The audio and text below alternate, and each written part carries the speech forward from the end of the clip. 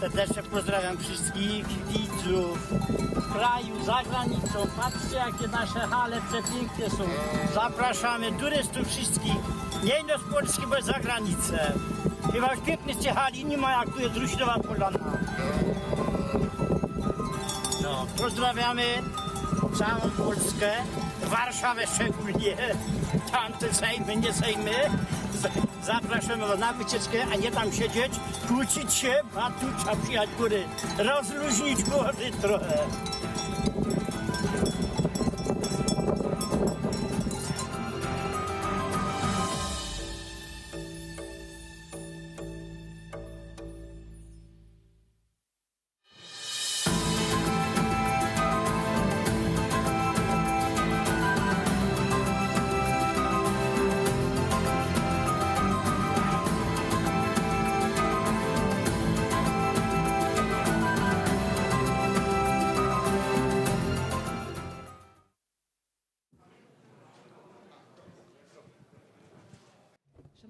Ladies and gentlemen, welcome on the Jubilee 35th edition of Europe of the Carpathians. It is Mr. Marshal Marek Kuchciński who noted that Przemysl Krasiczyn can be the heart of the Carpathians, the community of nations that have common challenges, common issues that we discuss here once or twice a year during the meetings of Europe of the Carpathians, and we invite experts from all over Europe to do so. But for the past year, Przemysl and Krasiczyn have become the center not just of the Carpathians, but also of the world. A warm welcome to all of you on a day that is a very symbolic day. Symbolic for Europe and for the world, because today marks the first anniversary of the wave of aggression from Russia on Ukraine. We have spoken about Ukraine for many years here, but our discussions on the future of the region and the future of Ukraine are now taking on an entirely new dimension. We will be discussing these topics during our conference about the economy, culture, politics, our mutual relations. We would like to invite you very warmly to the conference that will last until Sunday. And now I would like to invite Mr. Marshal Marek Kuchciński to officially open the conference. Ladies and gentlemen, Your Excellencies, our distinguished members of Parliament, Misters and Madam Ministers, all of our distinguished guests. Ladies and gentlemen, taking into account the fact that today marks the first anniversary of the subsequent, in fact, stage of aggression of Putin's Russia on the independent nation of Ukraine, I would now like to ask you to for us to start this conference with a minute of silence. May I ask you to stand, please?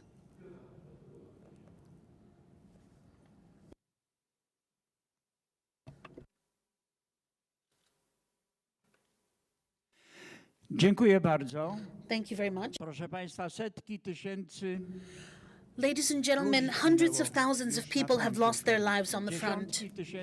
Tens of thousands of Ukrainians have lost their lives. In fact, in defending the entire free world and Europe, and not just Europe. Hence, today's conference will, in fact, have a strong accent. We will be referring during various panel sessions to this situation that is connected with the war in Ukraine and the defense of the civilized world in various phases in terms of humanitarian assistance, where the free world through Poland, but not only, is giving assistance, fighting Ukraine, and to the Ukrainians. This huge amount of assistance, unmet previously, that the neighboring states are giving to tens of millions of refugees that have come from Ukraine to our countries. To Poland, we have had over 10 million and 2 million Ukrainians have remained here. This huge military assistance and the organization of the entire free world in support of Ukraine and in the organization of sanctions. Ladies and gentlemen, I would like us to here in this group of institutions and guests open this conference. I would like to invite the Antoni Macierewicz, who is the Deputy Senior Member of Parliament of the Republic of Poland. I would like to invite the President Daszyńską Muzyczkę, who is the president of the bank BGK, who is also involved in the 3Cs initiative.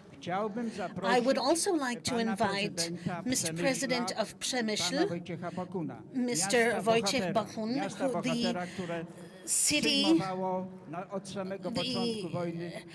the great hero city that has brought in so many and taken in so many refugees and has taken on the weight of responsibility.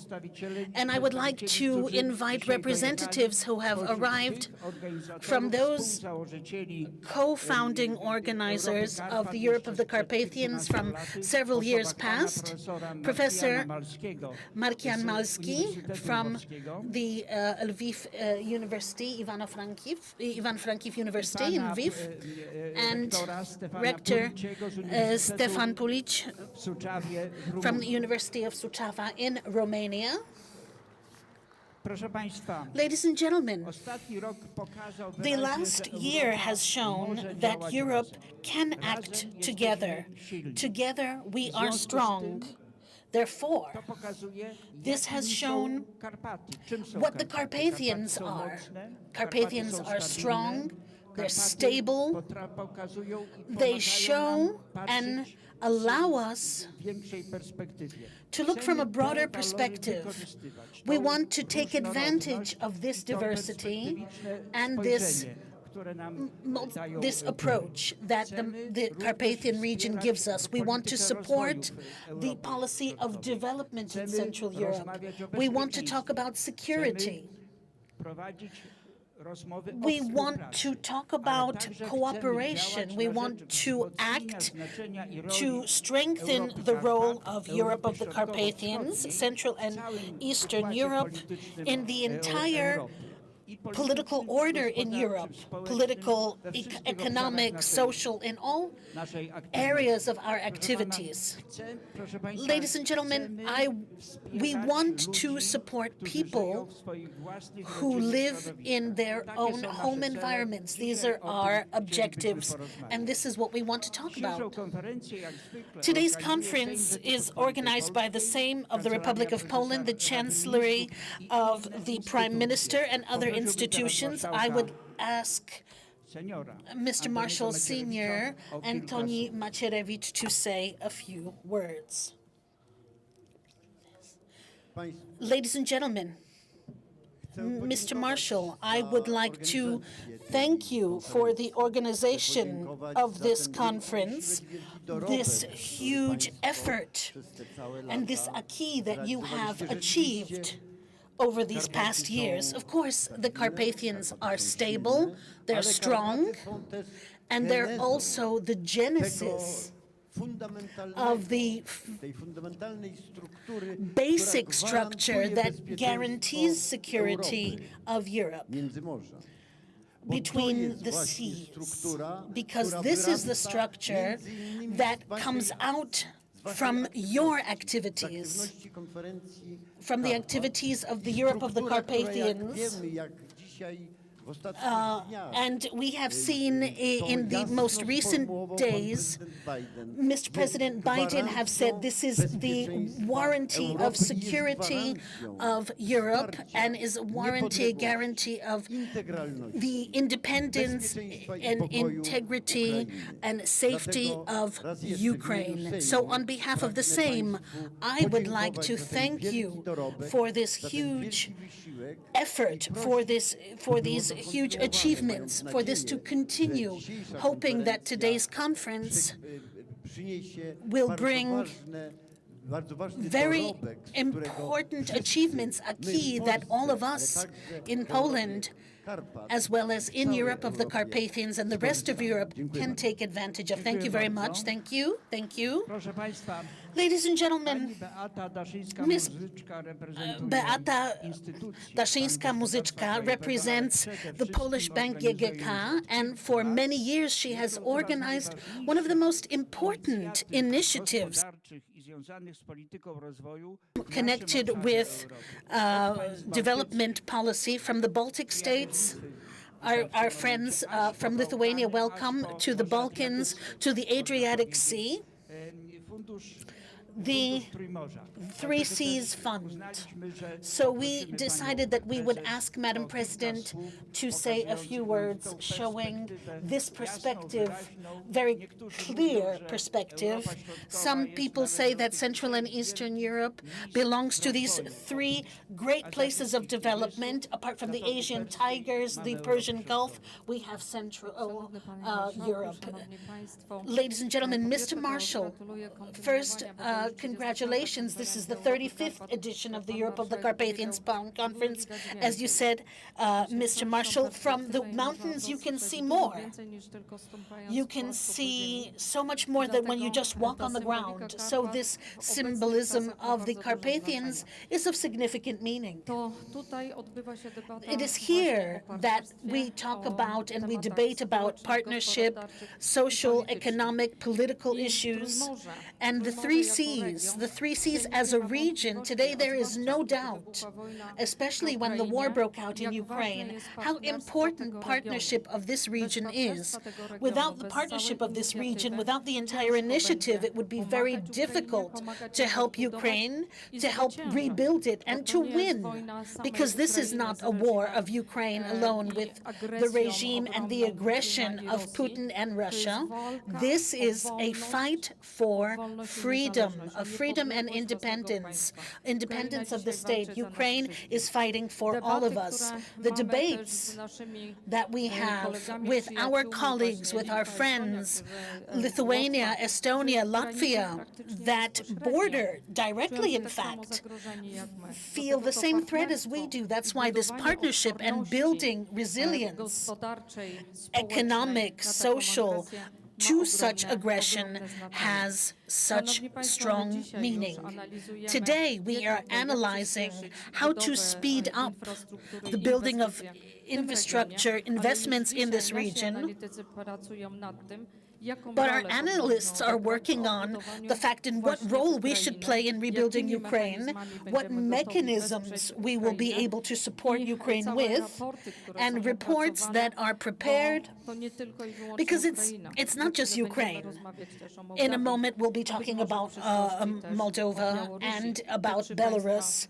These three states were mentioned by President Biden during his speech. This is huge responsibility.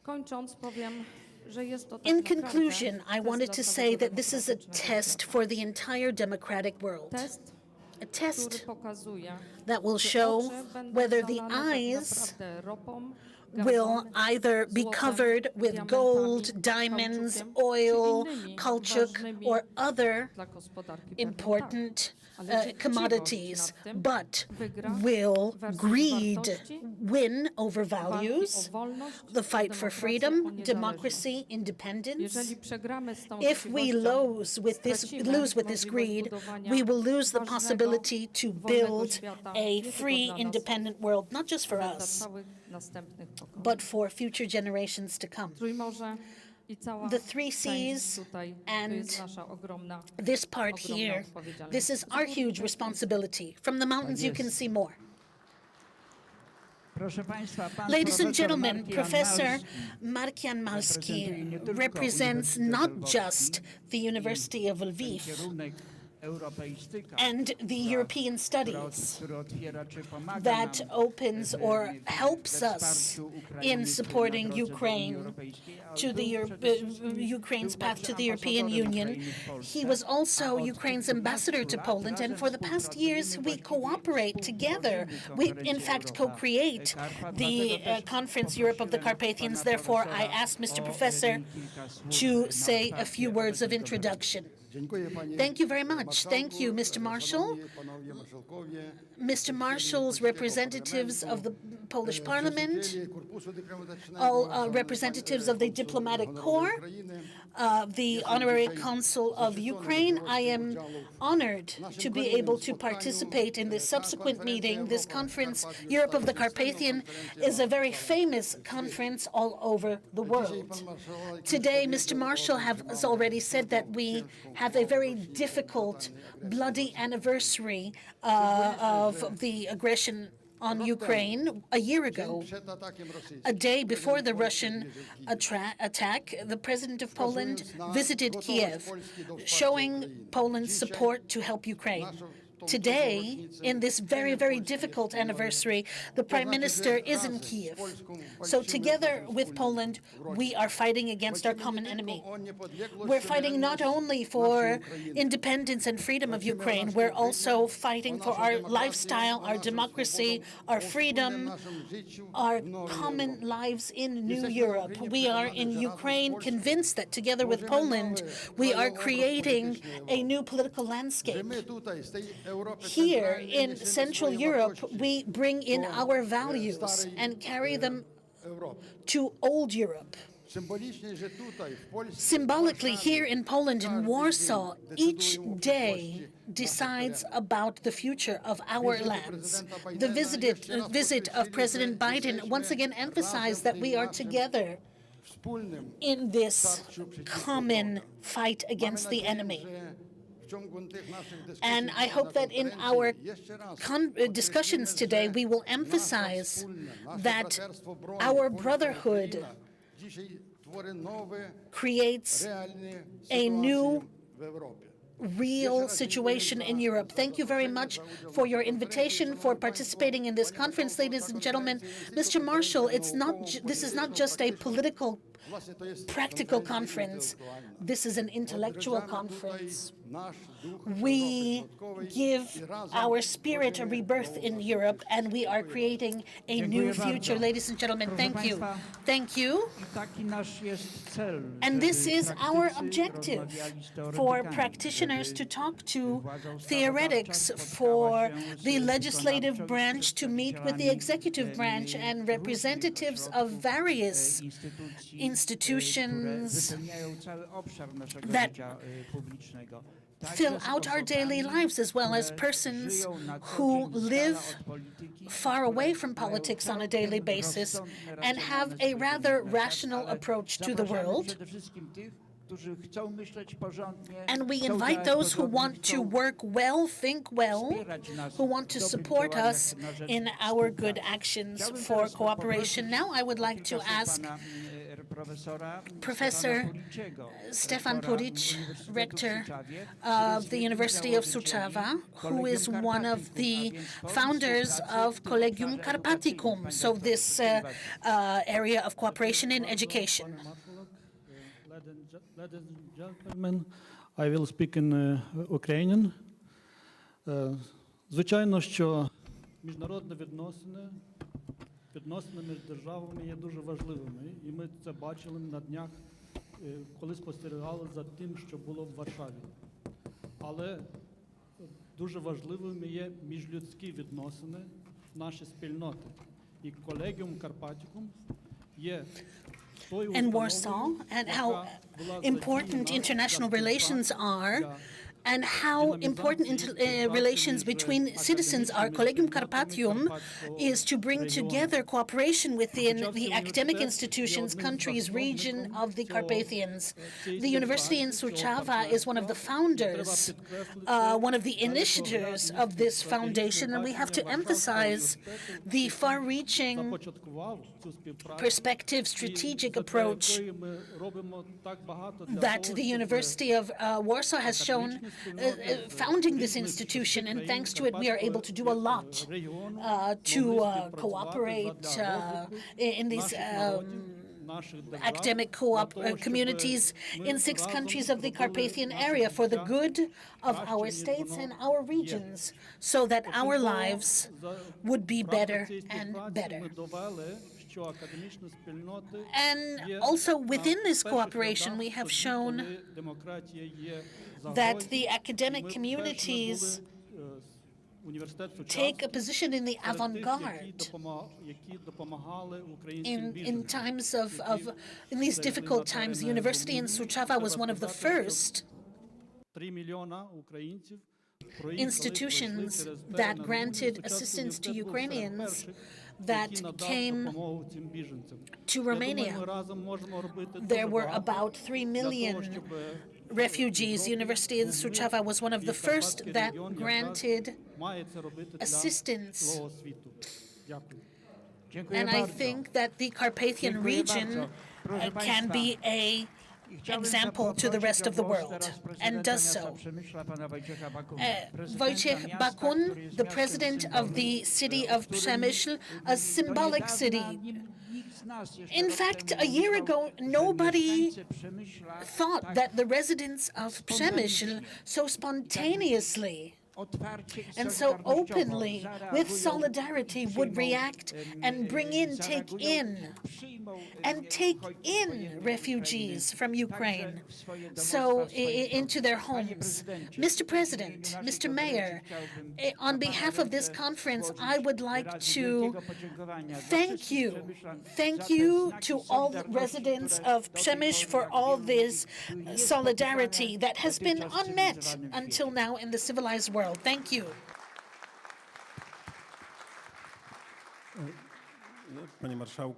Mr. Marshall, ladies and gentlemen, thank you very much for the invitation to the conference. We are in the lands of Przemysl, this very hospitable land, amongst residents of not just Przemysl, but also in the region, who in this very difficult time showed who they really are, and I'm very happy. I've always believed in our residents, and in the past year, in terms of Przemysl, I'm very happy, of course, not the situation connected with the war, but I'm very happy that we were able to show this right reaction, the right face of our residents, because for many years, this Przemysl, as the second city in Carpathia region, always had to prove something. And I think that after the last year, after the behavior of the residents, how we reacted to the refugee crisis, I don't think we need to prove anything anymore. I think that many Poles, not only because we get voices from all over the world, thank yous, most of the world knows where Przemysl is, not where just Kraków and Warsaw are on the map of Poland. We had so many volunteers from all over the world, from the United States, who were telling this to us. We knew where the capital of the city was, we knew where Kraków was, some knew where Gdańsk was. Przemysl, no one really heard about it a year or 2 years ago. Right now, in the United States and Canada, in fact, in every continent, people apart from the main cities know where Przemysl is. 60,000 people with huge hearts, and I think that we can be proud of this. We can boast this, and I don't think we need to be humble here after what we did last year. The residents of Przemysl and all of us Poles, thank you very much, ladies and gentlemen. And I would like to pass the mic to the narrators. The first narrators, Miss Justyna Orłowska, that directs, heads a very modern institution, GovTech, in the Chancellery of the Prime Minister, that brings us in to the digital world from the analog world. And Dr. Jerzy Kwieciński, who is one of the co-creators of the Conference of Europe of the Carpathians. We would like to invite you to a 3-day, not overly packed event, meetings. We invite you to small talk discussions. We are organizing meetings outside the panel sessions, bilateral meetings, and of course we invite you to those as well. Dr. Kwieciński, Madam Minister, you may take the floor. Szanowni Państwo, Ladies and gentlemen, as you have heard, we have been comforted and a lot of words will be repeated throughout this 3 days ahead. Now let us move to the presentation. The presentation is about the findings of the survey conducted by the Center for East European Studies and the EWL Foundation. The study was about the situation of war refugees, Ukrainian war refugees in Poland. Let me invite to the floor Jan Malicki, the head of the Center for East European Studies, Andrzej Kokus, the head of the foundation, and Maria Kuzenko, again representative of the EWL Foundation. Good morning, ladies and gentlemen. Let me start by expressing my happiness. I'm really satisfied with that I can be here. I did not take part in all the editions, but I am close to the record. Congratulations to you, dear Marshal. That's a huge success, and as we can see, we need to be persistent. When you have the idea and then when you are persistent, you will get the outcome. I do notice the colors. Congratulations. And let me extend my thanks to Mr. Marshall. There is this Czarnohora mountain range presented on the photo, and there is a Popivan observatory being rebuilt on the summit. We will talk about that in the afternoon. So, as you know, more than 9 million refugees came through Poland, and of them, 1.5 million of Ukrainian war refugees have been taken care of by the Polish state on a permanent basis, and that 2 more million of Ukrainian citizens also staying in Poland. But we don't have any accurate statistics. We know that 1.5 million of them actually receive state assistance. You will get the overview of some findings. The study we conducted was about the situation of Ukrainian war refugees in Poland and the assistance offered by the Polish state. It was requested by the Chancellery of the Prime Minister to do such study, and the intention was to get a better understanding about how many refugees stay in Poland and a better understanding of their intentions and their plans for the future.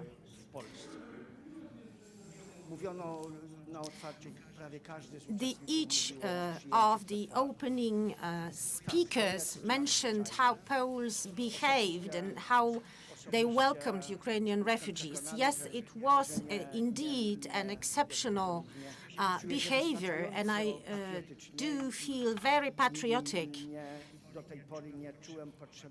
And I've never felt that I need to prove that I am a Pole and I'm patriotic. And after that year, I must say that it's really a pride to be a Pole, and I think that we should keep up with this in this spirit.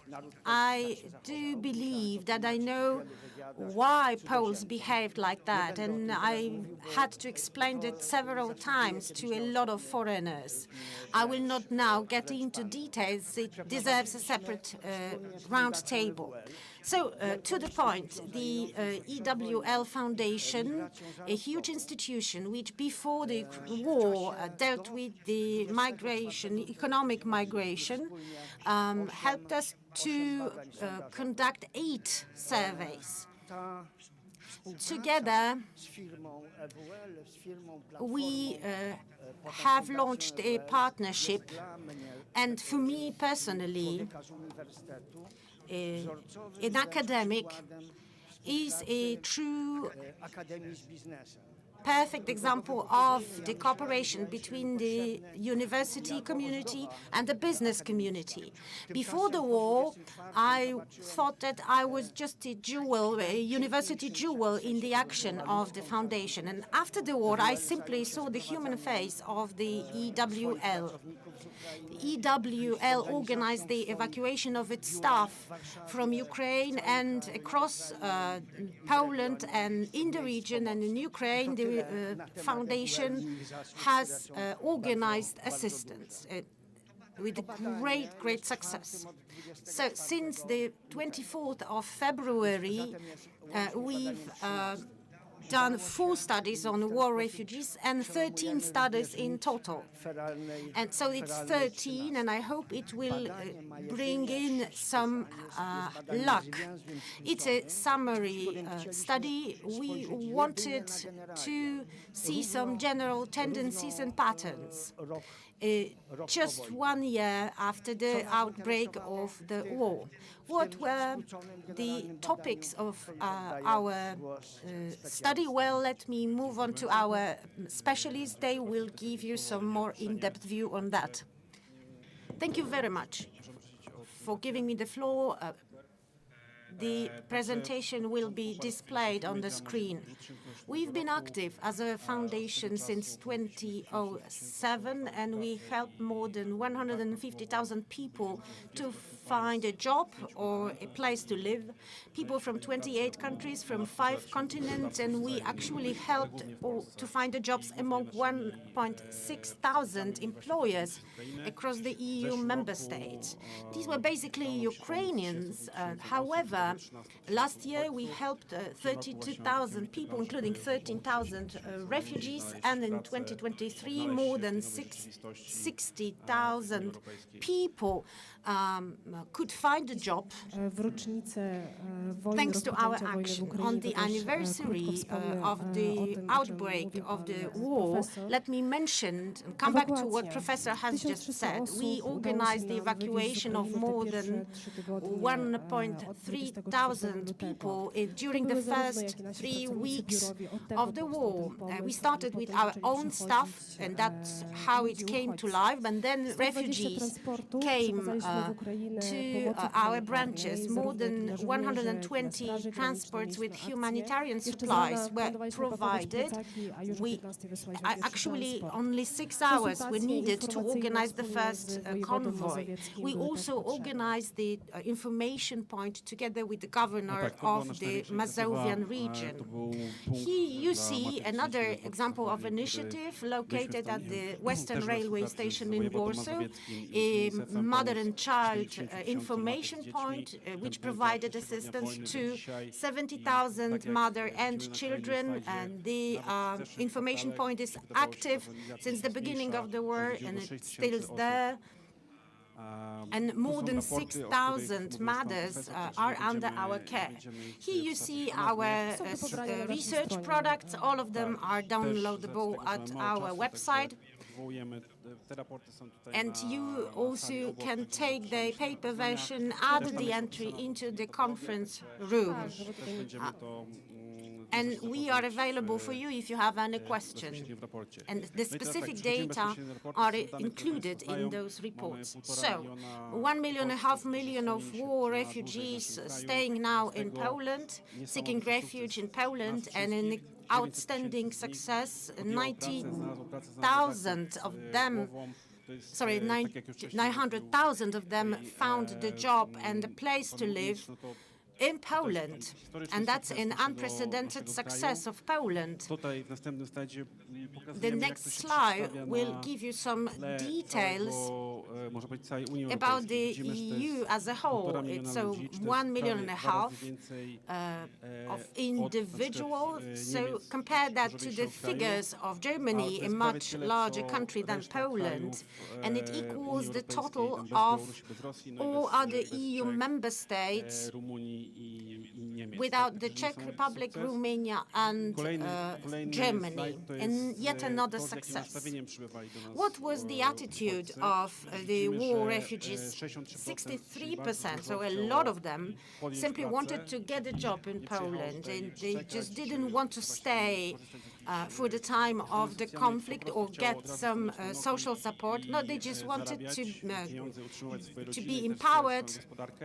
get Dla the porównania, na means of terenie Niemiec, subsistence and support the Polish economy. 90% 90% of them wanted to get a job, and here you see the outcomes across the country. So 900,000 of Ukrainian war refugees in Poland got the job, and it shows how our labor market and how our economy are flexible enough to absorb all those refugees, and actually the unemployment rate is 98 tysięcy na przykład w Czechach, low tak? time, Czyli very, very low.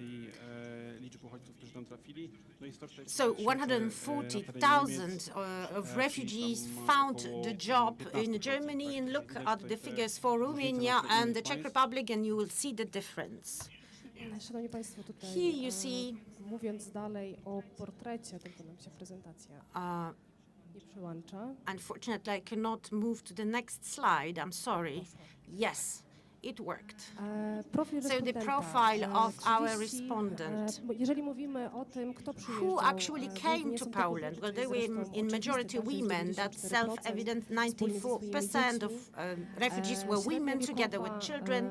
The average age was 38, and only 4% of them were no longer part of the working population, so a very tiny group. What were the regions of living before they came to Poland? 29% the north, then 28% the south, and the 70% from the west. The other parts were from Vinica. Now let us move to the employment data. There are some interesting figures we would like to highlight, but before let us mention the average stay from 10 to 12 months. So all our respondents came during the first months of war, intended to stay for 10 12 months at least, and 45% of them say that they want to stay in Poland after the war ends, and 22% would like to stay even after the war. However, there is a strong percentage of those who would like to come back. 82% of all Ukrainian war refugees staying in Poland managed to get a job. This is a major indicator of professional activation, and it's a large success in terms of war migration across the world. And that was a huge effort from the Polish society as a whole, and actually a great commitment and determination to become independent and self-sufficient. Among those groups, 27% already got a job during the first month of their stay in Poland. So after they came to Poland, they immediately moved on to contribute to the Polish economy and to provide the means of subsistence to their families. The economic workers still organize remittances to Ukraine. So there is a double support to the Polish economy and to the Ukrainian economy at war. Who took the job first? Well, we talk about people who managed to get the job over the first 3 months of their stay in Poland, and 25%, or more than a half, kept the job, the initial job. So they are actually able to maintain the job, and they are been already working for more than 6 months in Poland. We also ask our respondents about the previous contacts with Poland. 45% of refugees said that they've been to Poland before the war. And you see the statistics in terms of the purpose of their travel: tourism, business, work. 55% said that they had never been to Poland before. And these were women. So probably their husbands came to Poland before to work. And the last question, quite interesting. What is your approach to the Polish-Ukrainian relationship? How this relationship will look like after the war? And 62% said that they believed that the relationship would significantly improve after the war. Thank you, Maria. And now let us move to the conclusions, the key figures from the study. As you can see, 51% came during the first months of the war. Poland was not prepared, but managed to absorb those people.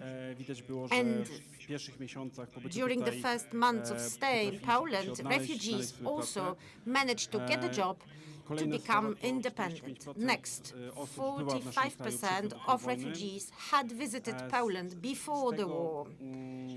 And as you can see, 32% of this population intends to come back to Ukraine as soon as possible, while some of them would still want to stay in Poland. And 82% of all war refugees who came to Poland and who were able to work actually got the job. That's an amazing result, and we are extremely proud of it.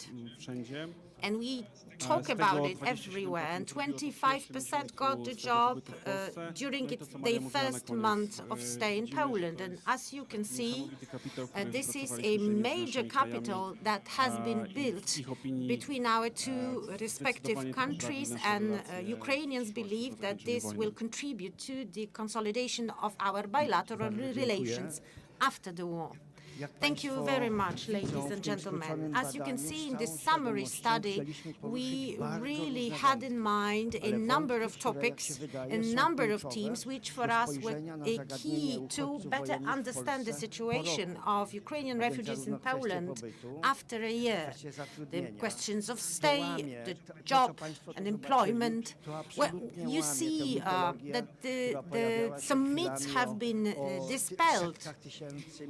We've been told that thousands and millions of Ukrainians would take our job, and nothing of that has happened. The unemployment rate is historically high. There were some who would say that Ukrainians would simply absorb all the social assistance. Nothing of that has happened. Thousands of people simply wanted to be active and to start a job. And there has been a true reshaping of the employment structure in Poland.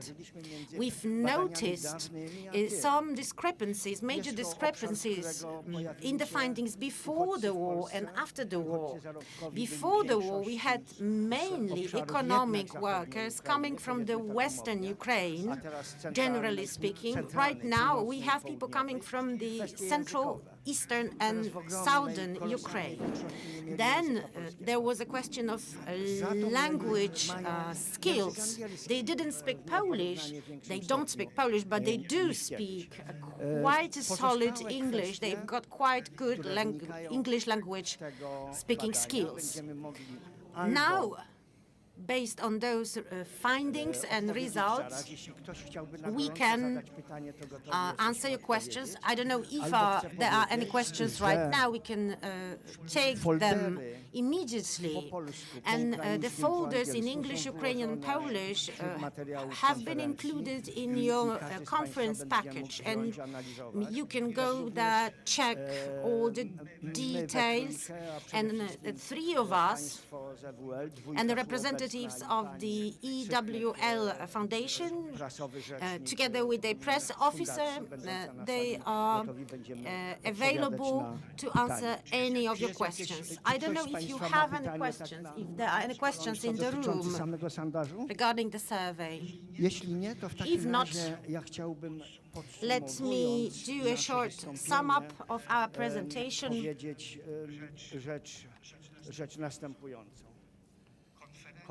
The conference, this conference is about the whole Central and Eastern Europe. If you look into the agenda of the conference, it touches upon a lot of topics, and the Europe of the Carpathians is just a common denominator. And Marshal Kuchcinski thinks that actually the Carpathians cover the area from the Baltic Sea to the Black Sea. That's what he believes as an MP. And let me just thank that everything has started today with the presentation of our survey findings. The survey on the state of the Ukrainian war refugees in Poland. War is simply an unavoidable factor. The theme will stay with us throughout these 3 days and after the conference. This is a recurring theme in all of our discussions. Wspomniano tu jednej wypowiedzi na temat I was listening to the opening speeches, and they've mentioned the 24th of February 2022.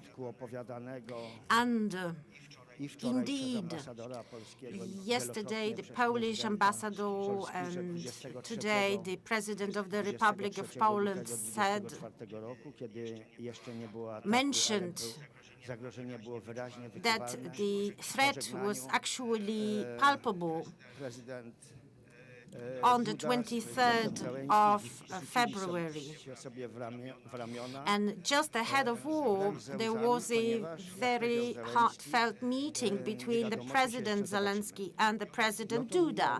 And they actually had tears in their eyes because they weren't sure if they could meet again. And you know, a year has passed, and Ukraine stands, and Kiev stands, and they are still fighting. This is a joint effort of Europe as a whole, of the world. And after the visit of the President Biden, this is the truly shared Western effort to make Ukraine survive and to make Russia lose that war. I don't know if the mayor of Przemysl is present in the room. He said that the Przemysl population is equal to 60,000 people. And in my talks with foreigners, they will actually say, listen, Przemysl is a city of 500,000, 600,000 people. They can't believe it's only 60,000. And I believe that we should appreciate your great generosity. Thank you very much again. And I just invite you to look at our folders in one of the 3 language versions. And please approach us on the sidelines of this event and ask our colleagues, my colleagues, who are competent to answer all your substantive questions. This was the study with 6 key questions, and now a new large scope study has been launched with 32 questions. And the new study will cover not only war refugees, but also other Ukrainian nationals right now living in Poland. And findings will be ready for April and May. So a cross-cutting, large-scale study to better understand the condition of Ukrainian war refugees and Ukrainian nationals, economic workers staying and living right now in Poland. So 1 month and a half, and we'll get yet another presentation. You feel invited to follow our findings. So if there is no new conference in Krasiczyn, we will organize a different briefing in a different place and a different location.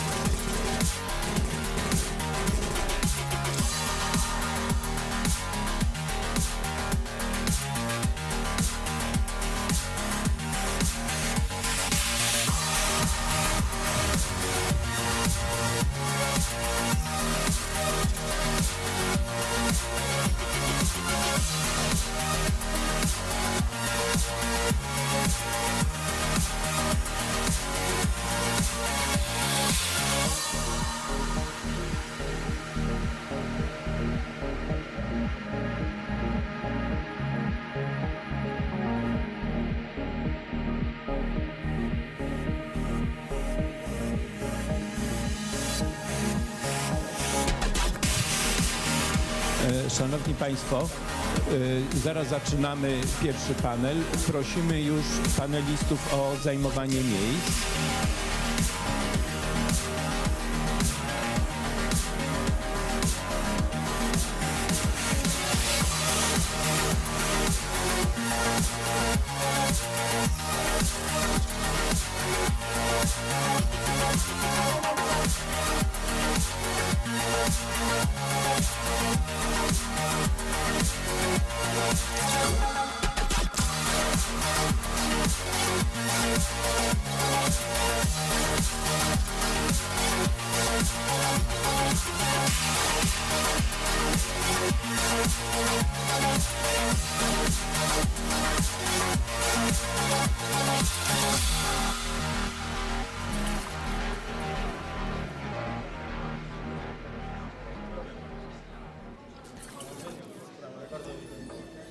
Cześć Maćku. No tak. Trzecia Podkarpacka Brygada Obrony Terytorialnej jest jedną z pierwszych 3 brygad etapu pierwszego tworzenia Wojsk Obrony Terytorialnej. Z tego też tytułu jesteśmy najbardziej zaawansowani w procesie szkolenia. Bataliony 3 Podkarpackiej Brygady Obrony Terytorialnej rozlokowane są praktycznie we wszystkich większych miejscowościach Podkarpacia.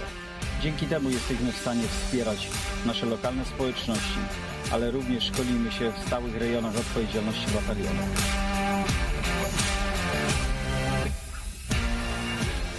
Działania 3 Podkarpackiej Brygady Obrony Terytorialnej ukierunkowane są w tej chwili przede wszystkim na zwalczanie skutków pandemii.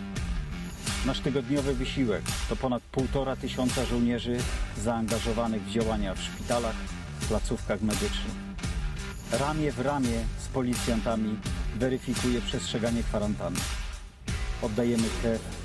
Jesteśmy w regionalnym centrum Państwa, startujemy. lecznictwa i jego terenowych oddziałach. Pomagamy w administracyjnych sprawach, w stacjach sanitarno-epidemiologicznych, ale również pamiętamy o kombatantach i seniorach.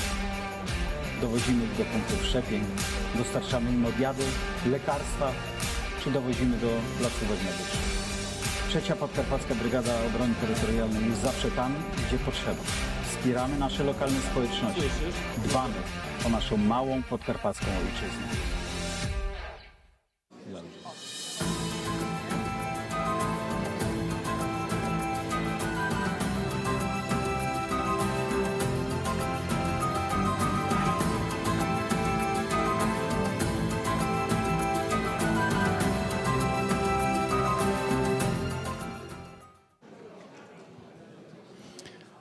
Szanowni Państwo, Ladies and gentlemen, we will now be moving to the further part of our conference. mogliśmy się zapoznać z We wynikami could badań learn nad about the uchodźcami, results nad uchodźcami. of Bardzo the dobre study badania, on refugees. That was a very good które research pokazują, study that że showed Polska that stała Poland się has domem become a dla wielu home Ukraińców for many w tych Ukrainians bardzo trudnych in these very czasach. difficult times. Podkreślmy to, o And czym let's mówi emphasize cały what the świat. entire world is saying. Polska jest Poland określana is mianem deemed humanitarian power, as a czyli takiej humanitarian potęgi power. humanitarnej, So bo w sposób in an bezprecedensowy unprecedented przyjęła manner, it has taken Przyjęła in nie- refugees, nie w obozach not dla in uchodźców, refugee bo camps, takich obozów w because ogóle w Polsce nie there were było, no such ale camps przyjęła opened in ich w Poland, but polskich domach. they were taken into I to, Polish co dla homes. nas jest And what is bardzo very ważne, important myślę, for że dla us, Ukraińców, że and znajdują oni tutaj swój for dom, Ukrainians, they znajdują find their również homes swoje here, miejsce their pracy jobs w here tych in trudnych- these very tych trudnych difficult czasach. times. Także bardzo So dziękujemy we za te thank wyniki you badań. for these research Szanowni results, państwo, ladies and w gentlemen. czasie,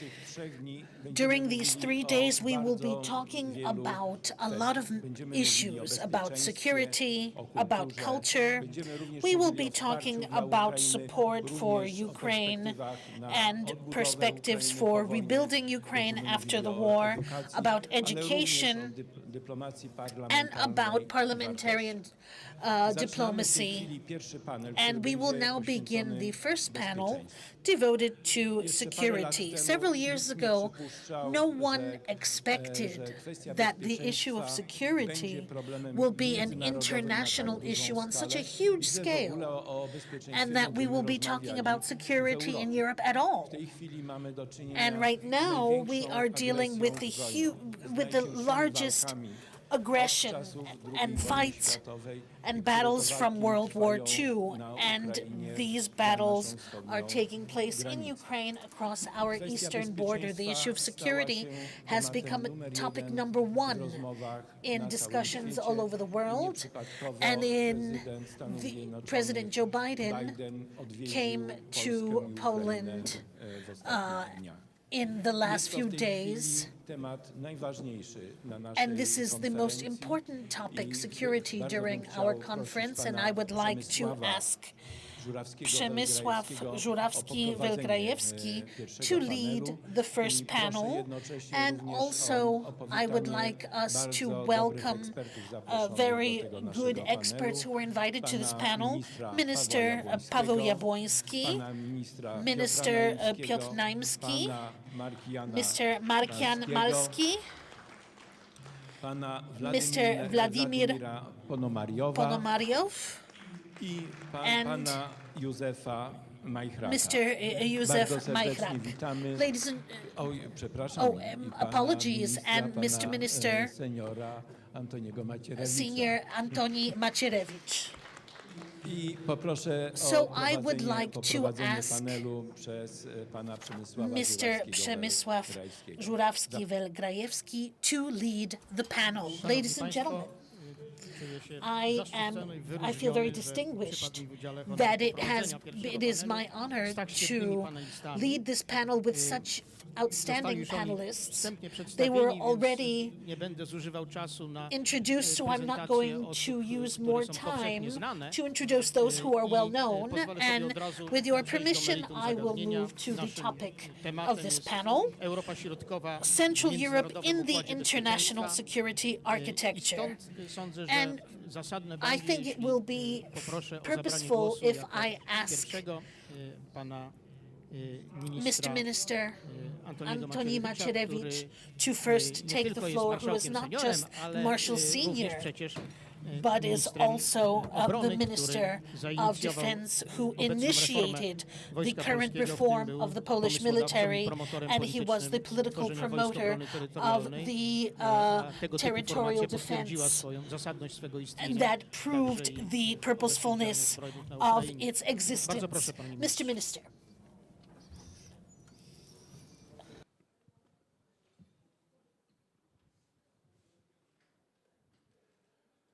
Bardzo dziękuję. Ladies and gentlemen, thank you.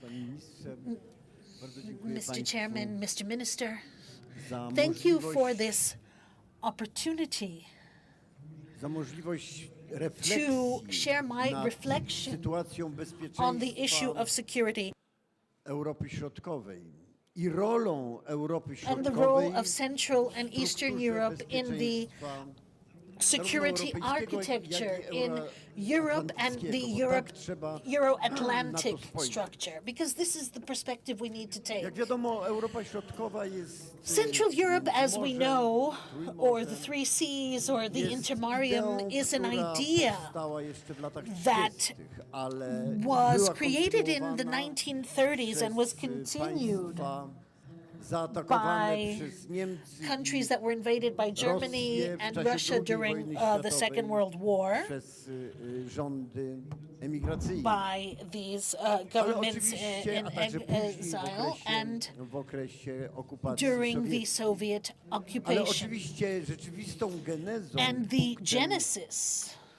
and rzeczywistego the point of the rozpoczęcia start konstrukcji of the construction Europy of Środkowej Central Europe był okres, gdy w Polsce is the period została of time ukształtowana where in Poland formacja we had niepodległościowa. the independence A zwłaszcza formation. momentem przełomowym And the breakthrough była decyzja i was the propozycja decision and the pana proposal prezydenta Lecha of Kaczyńskiego President w roku Lech 2008, Kaczyński in by 2008 do NATO to zostały wprowadzone bring przyjęte in dwa two państwa. countries to NATO, Ukraina Ukraine i Gruzja. and Georgia. moment This was a przełomowy. breakthrough moment. To był moment przełomowy, This was a który po dzień breakthrough that dzisiejszy until pokazuje, today jakie shows są podstawowe the problemy basic problems związane connected z strukturą with the bezpieczeństwa security structure or Europy the Środkowej. security architecture of Central Dlatego, Europe, że odmowa because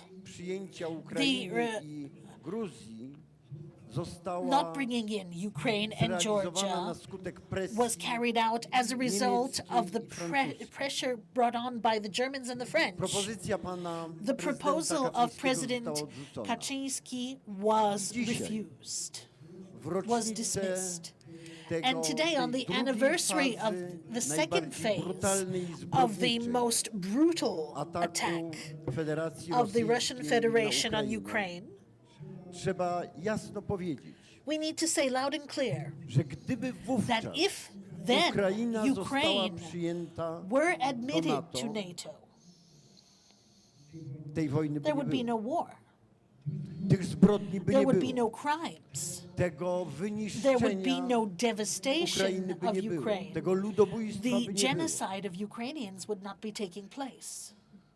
Mówię o tym And I'm dlatego, saying żeby this uświadomić to sobie, make you aware to właśnie that odrzucenie this przez Sejm refusal by part państw of europejskich the European states of the concept budowy Europy of building Środkowej Central Europe poprzez włączenie through the inclusion Ukrainy i of Gruzji Ukraine and Georgia stało się has źródłem become a agresji, source znaczy otwarcia of, Rosji or na opening możliwość of Russia rozpoczęcia to agresji. start właśnie giving them the opportunity to start aggression. decyzja So it was sprawiła, that że decision Rosja that zrozumiała, allowed że Russia to może understand podjąć that it can take skutecznie on decyzję successful decisions zagrabienia take Ukrainy over i rozpoczęcia ataku Ukraine and na start an attack całą Europę on Środkową. all of Jak Central państwo Europe. wiecie, As formalnym you i know, merytorycznym, the formal and tak content powiem, formalnym i merytorycznym content-related punktem odniesienia point of obecnej reference agresji of są this dokumenty aggression are przedstawione i documents przesłane sent przez Federację by the Rosyjską Russian do Federation Białego to Domu the White i House do szefostwa and to NATO the heads of 15 NATO grudnia, December 15th, 2021 roku. 2021. Ich istotą Their essence są dwie tezy. are two theses, basic Po theses. The pierwsze, first, konieczność the need to wyeliminowania eliminate wojsk NATO, NATO Stanów Zjednoczonych z Europy Środkowej. soldiers and the United To jest States pierwszy from Central warunek. Europe. That was the first A condition. The drugi warunek second, to jest podporządkowanie to Europy Środkowej make Central Federacji Europe succumb Rosyjskiej. to Russia, Przyjęcie, że to będzie to accept strefa, that this is going to która be a będzie de zone facto pod that would be wpływami under the Federacji influence of the Rosyjskiej. Russian To są dwie Federation. These are the podstawowe two tezy, basic jakie mają theses być warunkiem that are the pokoju conditions for ze peace strony on the part of rosyjskiej. Russia. Otóż trzeba sobie jasno powiedzieć, And we have to że clearly say o ile that insofar to właśnie dlatego, iż odrzucono that it is wprowadzenie why Gruzji the i refusal Ukrainy to do Ukraine NATO. and the refusal of Wojna bringing się in rozpoczęła. Ukraine and Georgia to NATO, To that the war pierwszym started. So the atakiem first terrorystycznym terrorist attack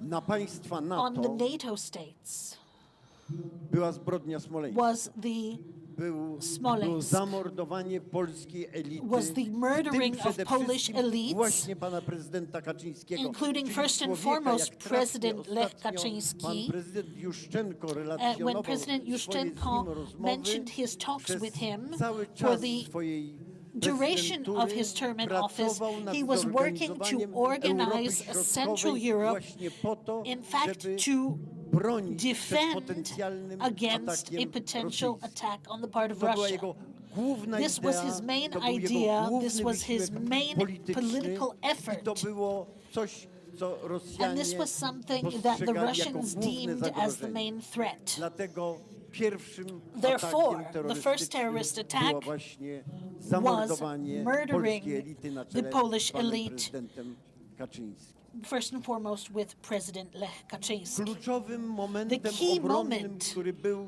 skutkiem that was the w olbrzymim effect stopniu właśnie wysiłku of these pana prezydenta efforts of Kaczyńskiego, President Kaczynski było zorganizowanie, was było posiedzenie, szczyt NATO w the roku NATO summit in 2016, 2016, podczas którego during which udało się we were able wynegocjować to ze negotiate Stanami with the Zjednoczonymi United States obecność the presence wojsk of American amerykańskich i soldiers wojsk and natowskich NATO w soldiers Europie in Central Europe. na tak zwanej On wschodniej the- flance so NATO. the eastern Jak flank państwo of wiecie, NATO.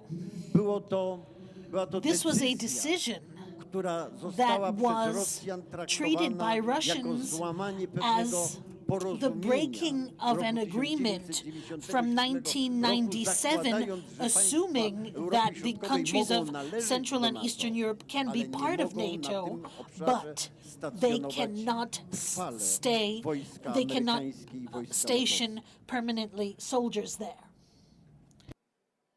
ta obecność wojsk amerykańskich i wojsk The NATO, presence of NATO przejęcie soldiers, the władzy w taking Polsce over przez, of the government by formacje niepodległościowe, independent rozpoczęcie movement, the odbudowy start of armii the rebuilding stało of the się army istotnym has elementem become an essential pozwalającym element, allowing for the wzmocnić i strengthening and zrekonstruować, reconstruction, odbudować the armię rebuilding of the ukraińską. Jak Ukrainian państwo army. świetnie As you wiecie, know very rok well, 2014 był 2014 największym was the dramatem biggest Ukrainy odbudowującej swoją niepodległość. drama of Okazało Ukraine się rebuilding bowiem, its że armia independence. It turned ukraińska out that the Ukrainian army nie was zdolna not przeciwstawić capable się agresji to counteract the Russian aggression.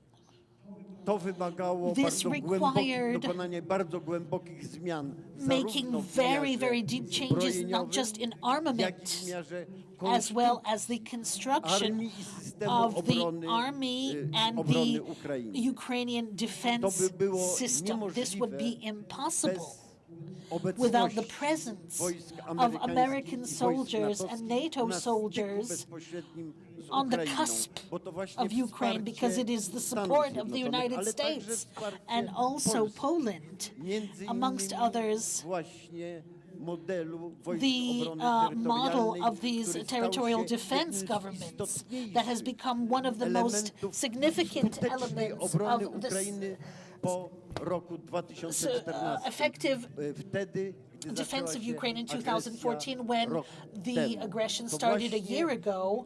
It was the zorganizowanie organization całego of the entire społeczeństwa, society, całej the obywatelskiej civic społeczności society of stało się Ukraine jednym ze skuteczniejszych became one of the most systemów effective systems obrony for Ukrainy, defending która sprawiła, że po dzień Ukraine. dzisiejszy Ukraina jest And niepodległa, that is helping, a that Europa has made Środkowa równocześnie Ukrainian na independent skutek and Central decyzji Europe, as a result of the 2016 decisions made in 2016, is systemu państw transforming from a niepodległych, system of które independent współpracują states w that wymiarze cooperate on an gospodarczym, economic and technologicznym, technological system basis, państw niepodległych, in a które system of współpracują independent states that w wymiarze cooperate in a militarnym i military obronnym and i defense stanowią główne aspect and zaplecze dla are the obrony background for the Ukrainy defense of i dla Ukraine and zagwarantowania for guaranteeing the bezpieczeństwa wraz ze security Stanami along with the Zjednoczonymi United całej States of Europie all of Zachodniej. Western Dziękuję. Europe. Thank you very much. Thank you, Mr. Minister. Szanowni panowie paneliści, proponuję Dear panelists, abyśmy występowali po 10 minut, a w let drugim us wejściu po keep 5. 10 minutes during the Dzisiaj mamy first round 24 lutego, and tę next rocznicę 5 minutes. smutną, o której wszyscy We wiemy, ale are nasza commemorating konferencja the będzie trwała sad także jeszcze kolejne anniversary dni. today, Chciałbym przypomnieć, że jutro, and 25 tomorrow, lutego, on the mamy rocznicę 25th dawną, of ale wartą February, we will przypomnienia. also Otóż 25 celebrate lutego an 1831 anniversary roku rozegrała się on bitwa pod the Grochowem. 25th I of tam, February na polach Grochowa, po raz pierwszy 1831, nacierające wojska near rosyjskie Grochów, spotkały się ze there sztandarami was a battle powiewającymi nad wojskiem polskim z napisem w between imię Boga za naszą i Poland waszą and wolę. Russia. Dziś to And Ukraina there were walczy za naszą i waszą Some who would wolność. say I to for stare your hasło polskie freedom podjęte and jest ours przez also in armię Ukraine. ukraińską, siły Today, zbrojne Ukrainy this is w the obronie nas slogan of wszystkich. the Dlatego, Ukrainian troops for pozwolę our sobie freedom poprosić and teraz yours as pana well. profesora, And pana let us ambasadora move to Markiana Ambassador Mańskiego o przedstawienie who swojego will wystąpienia. present his contribution. Thank you very much, Chair. I will use the Ukrainian translation. We know today, during the war, that language is a powerful tool to counteract the enemy.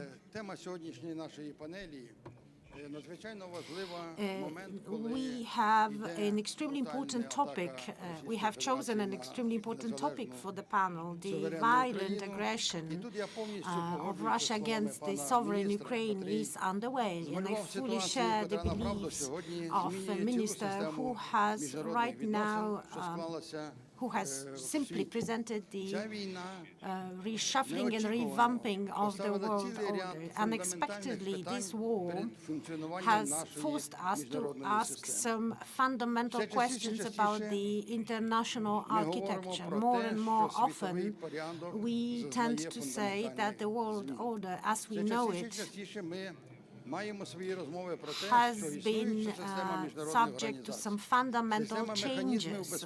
More and more voices are heard about the existing global and regional security mechanisms.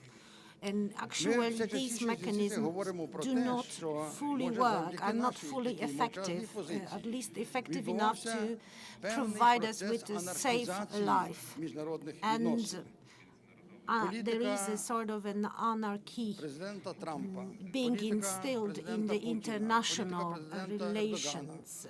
Let me quote first the policy of President Trump, then policy of President Putin, and finally the policy of President Erdogan, the political leaders in Asia, Central and South America, and others.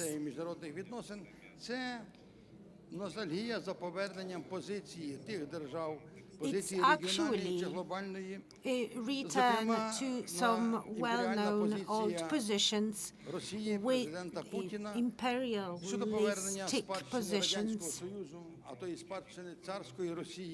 It's a return to the legacy of the Soviet Union and Tsarist Russia. In the theory of international relations, the concept has been elaborated to describe a sort of a polycentric architecture. And this polycentric architecture, in a way, has legitimized some interests of some world players. It's all about the return to the 19th century foreign policy with great powers having privileges and having their zones of interest. And now it's an open declaration from Turkey, China, or Russia. Our scientific discourse has elaborated a non-liberal democracy. The non-liberal democracy was first used as a term by the Prime Minister of Hungary. So there are democratic elections. However, there is no respect to the rule of law and some fundamental values. Undoubtedly, this is a new concept which actually challenged the foundation of the international order. And the war in Ukraine was a true game changer. Actually, Western countries and international organizations stepped up their efforts to define new rules and new foundation of the international order. We probably know that Kissinger already did this reflection on how the new world order should be shaped. There were a lot of theories, a lot of approaches, and some of them would mention Central and Eastern Europe as the core of this order. Nobody has expected that there will be war in the European continent. And the role of our region has been discussed at large in many communities. This is both theoretically a subject of reflection and a tool for diplomacies of the countries in the regions. And for me, the key question is what should be the role of Ukraine in the Central and Eastern Europe region. I believe that Ukraine should be a part and parcel of the European security architecture. For Ukraine, the membership in this region means the choice of civilization, And because Ukraine is at war, this is also a choice of a method to survive for the nation and for the country in this eastern part of the European conference. During the previous conference, I said that there are two important aspects regarding Ukraine in this discourse.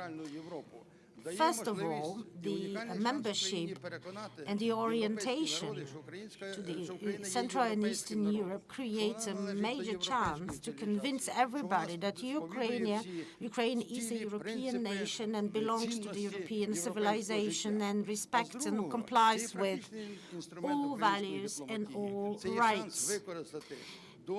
Secondly, this discourse gives Ukraine a powerful tool in diplomacy, and this post-Soviet area has emerged as a new player.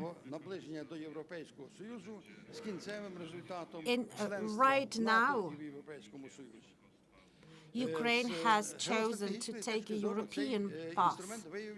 And in terms of geopolitics, this was a powerful tool for Ukraine and for other Central and Eastern European countries. There is no longer a subjugation to the Russian Federation. The CEE countries have gained some unique status, both in the internal policy and foreign policy. A wide range of new diplomatic tools have emerged and have been developed in order to consolidate and to strengthen the ties within the region. The war has stopped the process, at least in terms of its form, but actually gave a new impetus to it.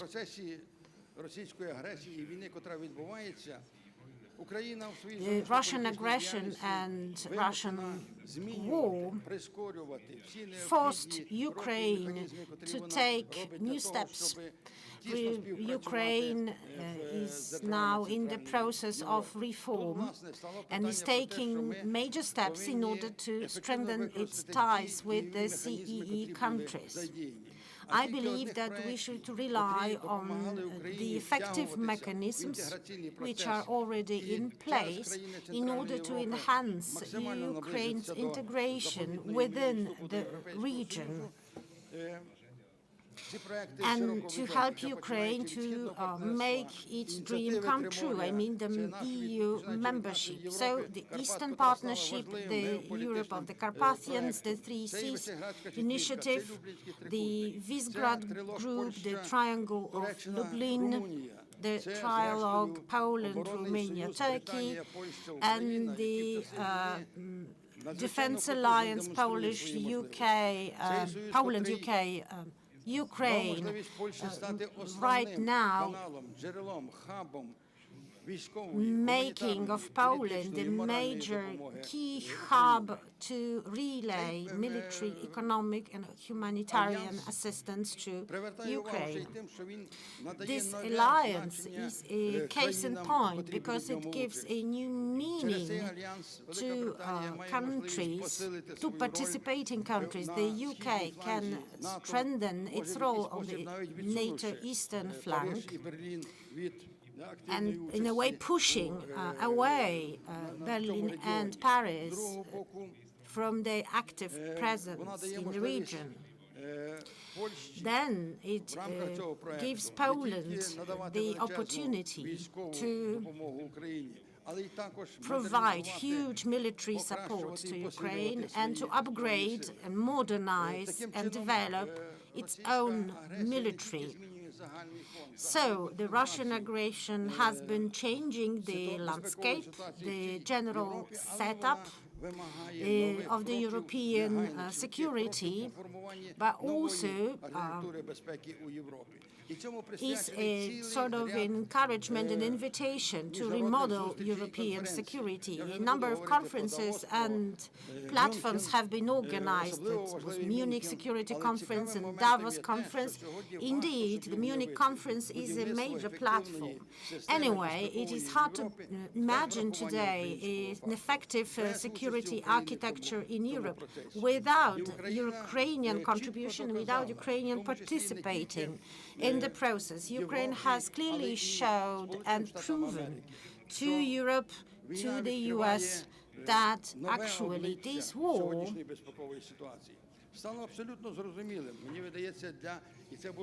is remodeling the security situation. We saw it in the speeches made by the President Biden in Kiev and in Warsaw.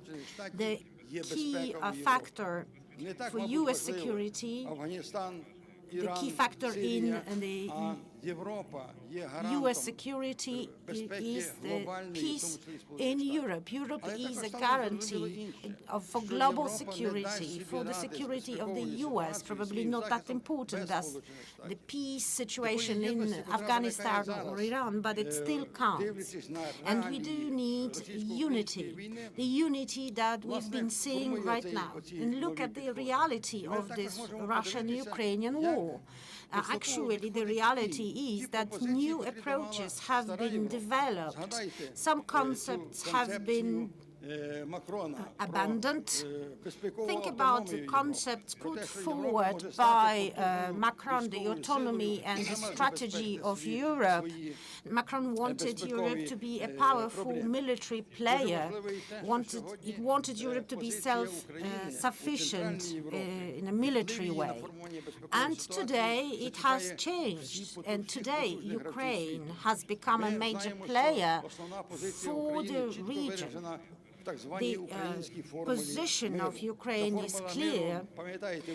We know that there is a Ukrainian peace formula discussed during the G20 and G19 meetings and during the General Assembly, UN General Assembly, during the Munich security meeting. We see today that the whole world has been discussing this formula and gathers around this formula of peace and security. Yesterday, 141 countries in the UN voted for this peace formula. Only 7 were against this initiative.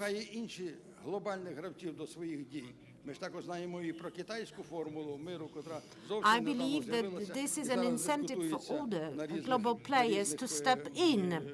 We know Chinese peace formula. The Chinese peace formula has been also discussed at various levels and at various international platforms. And there has been a true revamping of the political landscape in Europe. Right now, Ukraine has become a major force that's been defending Europe, its values, its policies, its freedoms, a country which truly defends human lives in Europe. Any analyst of Russian declarations and Russian words would know that they are absurd. If they say, okay, we will launch a nuclear attack against Warsaw or against Paris, they are simply not right. None of Ukrainians believed that there would be an aggression based on the intelligence from the allies and partners, and there has been an aggression. What is interesting in CEE in Europe, we've been seeing the emergence of the core of a true military force able to resist the aggressor. And even if steps are taken by all EU members, and these steps are quite prudent and cautious, well, we must say that they do help Ukraine. But this assistance is not enough, and it's not timely enough to help. And it's done very much under the pressure of our most loyal friends, the US, Poland, and the Baltic states. So we know that Ukraine needs the assistance. It needs the assistance right now. We know that what the outcomes should be. Russia should no longer be a power, otherwise it would be a threat for decades to come. This is how they do it. They do it as they did it in the 16th century. They simply want to challenge what is peaceful, what is established. They simply want to impose their own system of values. And now the center of gravity has been shifting to the east, within Europe. And because of that, we really can make our dreams, European security dreams, come true. Ladies and gentlemen, I talked about the motto of the Polish Army from 1931, and I will add that 20-some-odd years ago, I had the opportunity to listen to the presentation of Roman Hudluk, who said that if Russia, after 1863, sent to a country like Poland or Small Russia, as was called Ukraine, to Russify, if they sent these people there to read and to write, there would be no Bolshevik revolution. This is an old dream for the Poles and the Ukrainians to have a democratic Russia that will be concentrated on raising the quality of life of its residents and not forcing themselves upon others. So here we can talk to Mr. Vladimir Pomarov. We need a lot of manhood in Russia to be able to take such an opinion. Sir. I would like to talk about a different topic. I spoke to Mr. Marshall and wanting to talk about the energy security of the region, but with this horrible aggression and it's ongoing, and the fact that it's ongoing, we have to talk about security. Not in the technological aspect, but simply in the security aspect. I absolutely agree with what Mr. Minister said, his assessment about the role of the Carpathians in the security architecture. So I'm not going to talk about this. I will very briefly just say about what's happening in the Russian opposition. In the last months,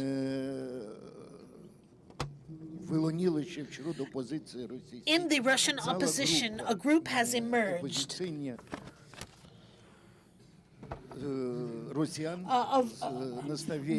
and they want to move from anti-Putin propaganda to specific actions. The most important is that this opposition is not just outside Russia, but Russians that are also in Ukraine have joined, and they have acceded to creating forces, armed forces, within the framework of the Ukrainian army that is fighting against Putin's aggression. And what is of importance here, the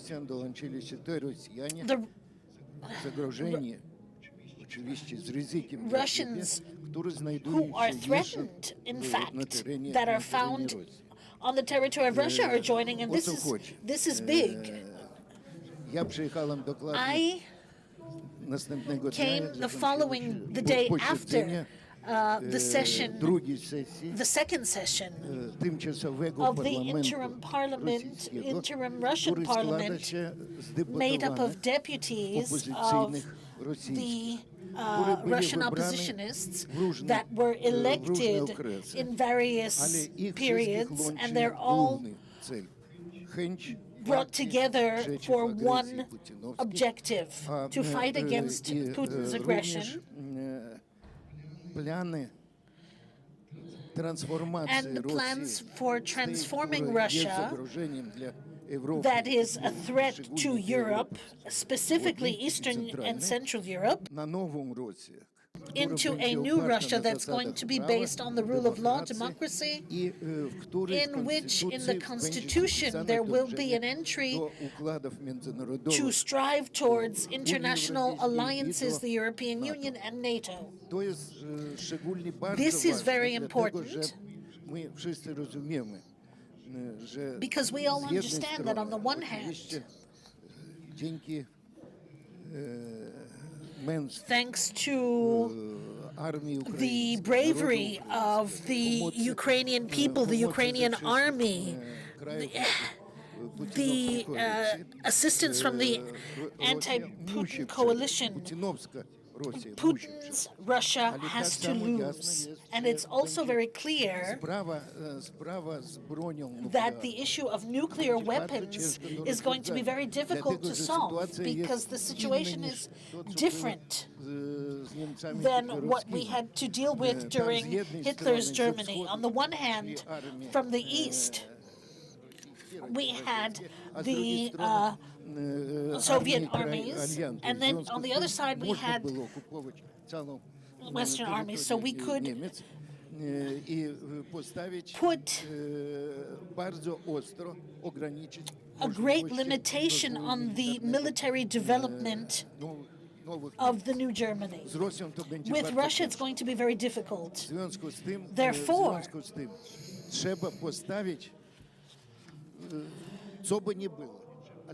we need to focus on a control over the use of strategic nuclear weapons and put this under the international control, so that NATO could control the use of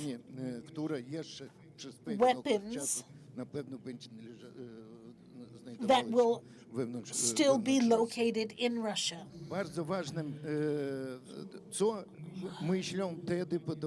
What do these members of parliament think? Right now, the Russian parliament is not legitimate.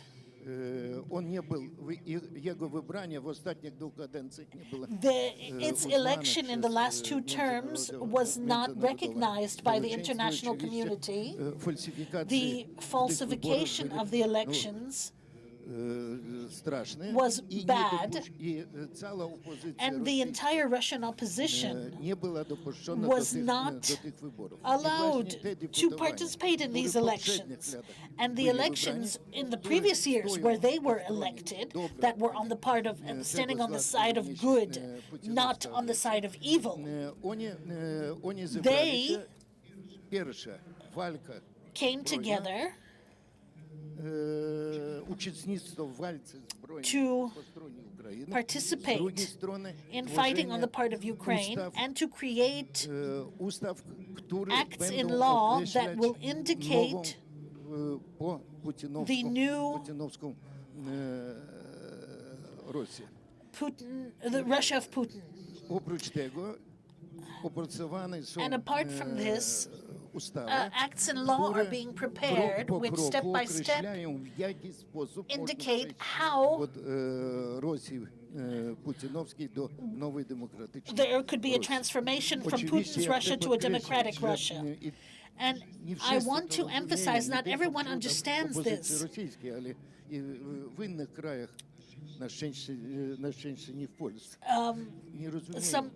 Not in Poland, but in other countries, that the time for discussions with Putin are over.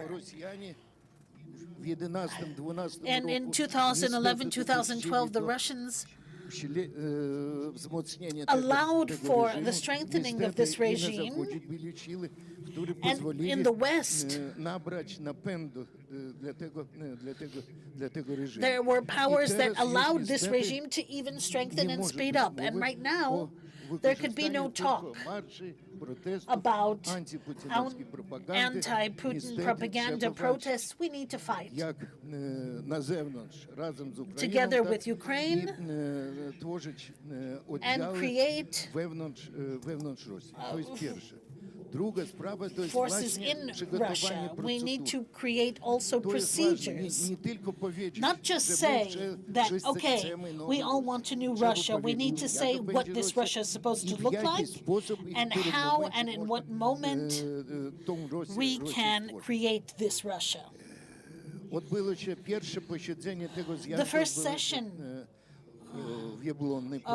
took place in Jabłonna near Warsaw on November 4th to 7th of last year, and 23rd February there was a second session, and we can see in the first reading we saw the most important acts in law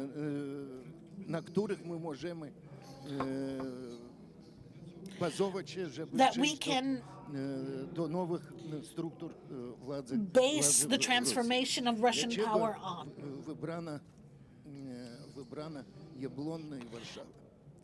Why was Jabłonna near Warsaw created, or rather used for this session?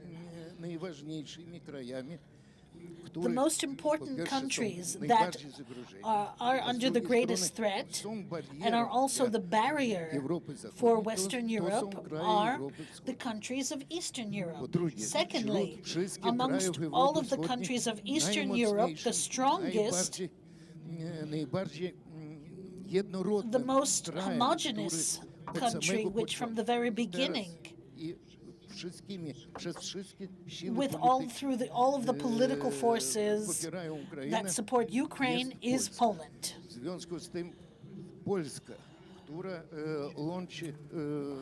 Hence Poland, that along with the other nations of Eastern Europe and with the United States,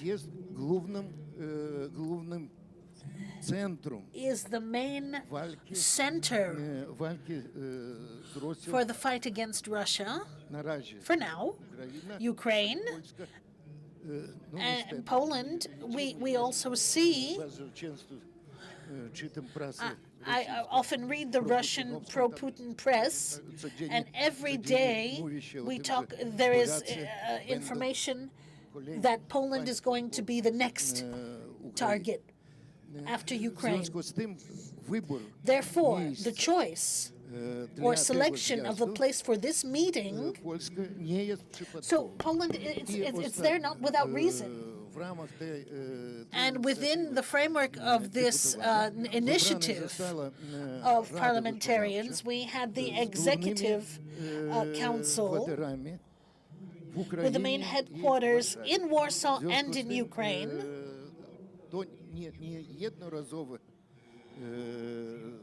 It's not just a one-off meeting. It's going to be steady anti-Putin work. Dziękuję bardzo. Szanowni Państwo, thank you very much, ladies and gentlemen. Since 1492, since Ivan the Great started its war against Poland, had a number of wars. The wars we waged in isolation were lost. The ones we fought in alliance were won. But we have different histories, and the Baltic states have some similar experiences. We decided to invite Józef Majchrak from Slovakia, and we did it to państw pomagających highlight that the Ukrainie decision musiała wykazać of się szczególnym Slovakia męstwem to i szczególną join the ranks przenikliwością, of bo those who podejmowała helped decyzje nie Ukraine wynikającą z całości gave jej a historii, proof tak of jak my. courage. Podejmowała decyzje Slovakia has a different w swoich history uwarunkowaniach historycznych and has heroiczną, tym bardziej has sądzę, had że a z zaciekawieniem different wysłuchamy record of its history with przedstawiciela Russia. Słowacji. So Bardzo it will proszę. be an interesting step now to listen to the representative of Slovakia. pozvanie a ospravedlňujem sa. Moja poľština nie je taká dobrá, aby som plynule hovoril, tak využijem možnosť prekladu. Dzień dobry Państwu. Good afternoon, ladies and gentlemen. Unfortunately, my Polish is not good enough to communicate freely, so I will use the help of Pri téme the Strednej interpreter. Európy a bezpečnosti sa ako si automaticky ponúka otázka, či záujmy krajín Strednej Európy a ich názory sú natoľko totožné, že Stredná Európa dokáže vystupovať ako nejaká jedna entita. Przy temacie Europa Środkowa We've been talking about Central and Eastern Europe and its security. So the first thought that comes to mind że pozwalają nam mówić o is about our interests. o takiej samej tożsamości, o tej samej grupie. Do we have the same blood group? Do we have some shared interest in the region? Cez Vyšehradskú spoluprácu alebo cez Vyšehradskú skupinu a otázku vojny na Ukrajine, tak vidíme, že tá pozícia nie je úplne totožná. Pozícia Poľska, Česka, Slovenska je veľmi podobná. Pozícia Maďarska je trochu odlišná, keďže dnešná maďarská vláda odmieta vojenskú pomoc pre Ukrajinu a je aj skeptická k niektorým otázkam týkajúcich sa sankcií. Jeśli spojrzymy Let's have a look chociażby na poglądy państw at Grupy the Wyszehradzkiej, views to już widzimy within the pewne Visegrad Group. różnice. There are some Można powiedzieć, że discrepancies. jeśli chodzi o politykę Polski, Czech, Poland, Słowacji, Czech Republic and widzimy Slovakia duże podobieństwa. have some similar Polityka views. Węgier However, jest inna. Hungary has Węgry taken a different nie udzielają stance. pomocy wojskowej. Hungary refused to Są też provide sceptyczne co military do support całej to polityki Ukraine and are very skeptical about the sanction Ale ja policy. budem tu hovoriť hlavne o Slovensku. Ale będę mówił głównie o Słowacji tutaj. And now let me move Pretože to to, Slovakia. že dnešná pozícia Slovenska je podobná alebo totožná ako pozícia Česka a Poľska, nie je samozrejmosť, ale je to výsledok istej politickej konštelácie momentálnej, pretože slovenská spoločnosť je v otázke vzťahu k Rusku a Ukrajine trošku iná ako spoločnosť Česká a Poľska. I will focus mainly on my country. I'd like to highlight that the approach of Slovaks is not exactly the same as the position taken by Poland and by Poles. And I will try to explain why Slovaks have been behaving like that. And Slovak society differs about how Russia should be viewed, how Ukraine should be viewed. And I will try to explain why the political configuration and setup we have in Slovakia presents a very similar position to Poland. I will give you some examples. Renomovanej agentúry z konca minulého roku. And I will provide you with the findings of some study done by a distinguished research agency. Podľa tohto výskumu 34% Slovákov sa vidí ako súčasť Západu. Według tych badań, According to this survey, 34% of Slovaks consider themselves as part of the West. Slovákov vidí pozíciu svojej krajiny stále niekde uprostred medzi Západom a Východom. Ale až 51% However, Slowaków w tym badaniu uważa, 51% of them Slowacy są say gdzieś that pomiędzy, między Slovakia wschodem a is zachodem. situated somewhere in between, Hoci between the East and the West. dnešné Rusko je väčšinou Slovákov vnímané ako hrozba, ešte stále na konci minulého roku ho až 37% Slovákov považovalo strategického partnera. Choć w tej chwili But still, Słowacy uważają Even if Rosję today współczesną Slovaks za believe zagrożenie, that Russia w tym is a badaniu pod koniec threat, ubiegłego roku 37% 37 of them uważało, że said at the Rosja to end of the strategiczny year partner that Słowacji. Russia should be a strategic partner of Pokiaľ ide Slovakia. o vojnu na Ukrajine, Jeśli chodzi o wojnę, o samą wojnę And na the Ukrainie, position tak on the war 28% of on Slovákov si Ukraine, myslí, in že Ukraine. dôvodom tej vojny je to, že Západ vyprovokoval Rusko. 28% Well, Słowaków 28% of twierdzi, że Slovaks wojna wybuchła say that dlatego, the war że broke Zachód out sprowokował because Rosję. the West provoked Russia to do so. Až 50% Slovákov si želá víťazstvo Ukrajiny. 50% of Slovaks would wish that Ukraine wins. Ale 20% Slovákov si želá víťazstvo Ruska. 20% say that they'd like Russia to win. A zároveň 25% Slovákom je jedno, kto bude víťazom. And for 25% it doesn't matter who will win the war.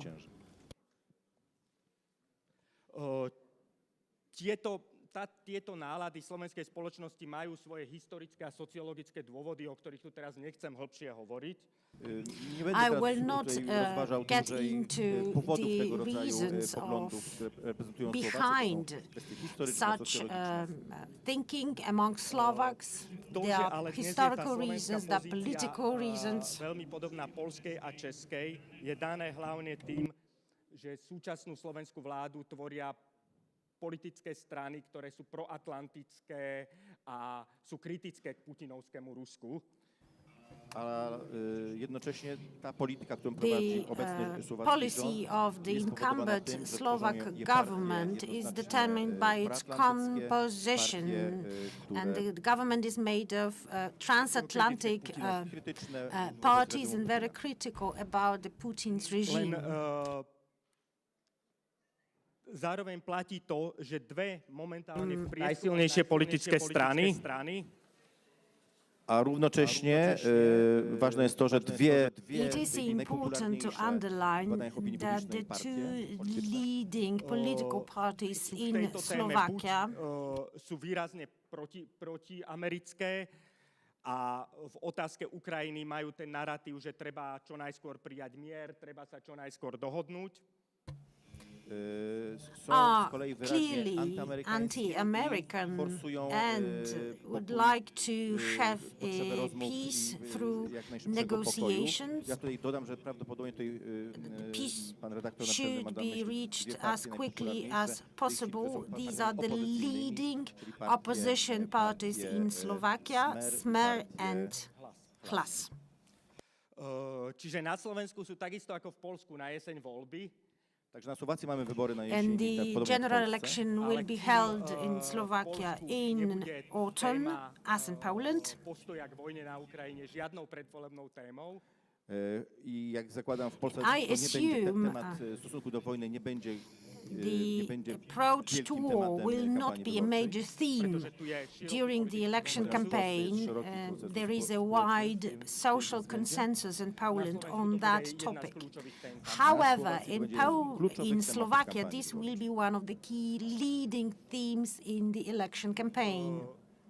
Teraz sa ešte vrátim k tej otázke, že či sa teda Stredná Európa dá vnímať ako jedna entita z pohľadu bezpečnosti a zahraničnej politiky. Now let me come back to the question about the unity of Central and Eastern Europe in foreign policy. Aspoň kým hovorím o V4. To się udało w przypadku kryzysu migracyjnego. Was the case during the migration crisis, at least for V4 countries, and their position taken 4 years ago. Členskými národnými štátmi a Európskou úniou to tiež takto je. It could be successful and it could be a unity in some cases which are disputed with the European Union concerning culture and economy. S ohľadom na pozíciu Maďarska A ako som už povedal, politický konsenzus na Slovensku je veľmi krehký v tejto. Z uwagi, natomiast jeśli chodzi o wojnę na Ukrainie, wspomniałem politykę Węgier. Hungary differs in its approach to the war in Ukraine, as I've already said, and there are differences in terms of social consensus regarding the reasons for the war. There are a lot of people who are divided on that in Slovakia. Liberálnejšieho a progresívneho prostredia na Slovensku dôvodom pre tvrdenie, že táto vyšegrádska spolupráca má zmysel v nejakej kultúre, má zmysel v regionálnej spolupráci, v doprave, ale nemá zmysel v zahraničnej politike a v otázkach bezpečnosti. Właśnie te kwestie, które poruszyłem, zwłaszcza w środowiskach liberalnych, among liberal groups and o poglądach progressive groups, powodują tego rodzaju reakcje, że there państwa are wprowadzenie some współpracy reactions. wyszehradzkiej powinno się ograniczyć do jakichś kwestii And regionalnych, within those kulturalnych, groups, people transportu. would say, Natomiast okay, nie ma we can to żadnego cooperate sensu, jeśli in chodzi o economy kwestie bezpieczeństwa i or polityki in culture or in transport within the Visegrad group, with no cooperation in policy making or in foreign policy or security. Personally, I have a different view. I believe that the war has shown us that the V4 should also cooperate in security and in foreign policy. We see the role and the importance of state-of-the-art armaments. Takéto zbrojné systémy si malé štáty ako Slovensko, ale aj stredné štáty ako Česká republika len veľmi ťažko budú môcť dovoliť. Tego rodzaju broń, armaments, takie niezbyt duże państwa jak weapons. Słowacja czy Czechy chociażby nie będą sobie na tego rodzaju broń nigdy same w stanie Well, Slovakia and other small countries could never afford to buy them. Na vznik takých regionálnych ostrovov spolupráce aj v oblasti bezpečnosti. I moim zdaniem I właśnie believe tego rodzaju that uwarunkowania będą these powodowały circumstances, to, because of że these będą powstawać takie circumstances, regionalne we wyspy, need some regionalne regional porozumienia islands, regional arrangements or agreements, charakteru obronnego, defense, security agreements, obejmującego kwestie bezpieczeństwa. working on security issues, regionálneho lídra. Prawdopodobnie most probably based on one regional leader. V prípade Strednej Európy týmto lídrom bude celkom jednoznačne Poľsko. And for the CEE, Poland is definitely a natural leader. Povedal na začiatok, tá pozícia Slovenska vo vzťahu niektorým strategickým rozhodnutiam, o tu proste budeme musieť na Slovensku zviesť väčší zápas ako v Poľsku, politicky. Tylko na zakończenie jeszcze powiem, że jak już wspomniałem, że jeśli chodzi o te kwestie charakteru absolutnie strategicznego, there are some strategic issues that need to be discussed in Slovakia, and the discussion will be much wider and much more important than right now in Poland. Thank you very much for your attention. Ladies and gentlemen, conducting foreign policy, also in the aspect of security, does not entail just speaking about moral statements, but also impacting the reality. And I think that we can say that I have the honor of passing the mic to Mr. Minister Piotr Naimski, who has given Poland real tools to react in terms of energy infrastructure that have allowed us not only to make a declaration, but also conduct security policy against the Russian aggression. Thank you very much. Thank you, Mr. Chairman. I will refer to these kind words that you were so kind to say, but at the end, I have several issues that are connected with what was already said and with the topic of the next session that will be planned at the conference. It's obvious that the security of our countries, of the region, is fundamental for our existence. If someone had any doubts, the war in Ukraine is the moment where, in fact, anyone who's reasonable should stop having any doubts. In Poland, and as all of us here, we are citizens of countries that are EU member states. The European Union is not capable of ensuring our security. The European Union, in a certain sense, if I may, is conducting actions that undermine our security. And I'm saying this not without reason. I'm saying this because in the context of Ukraine, specifically, the plan after the war for Ukraine, the issue of the participation of the European Union in rebuilding Ukraine and in democratizing Ukraine is placed as a fundamental issue in first order.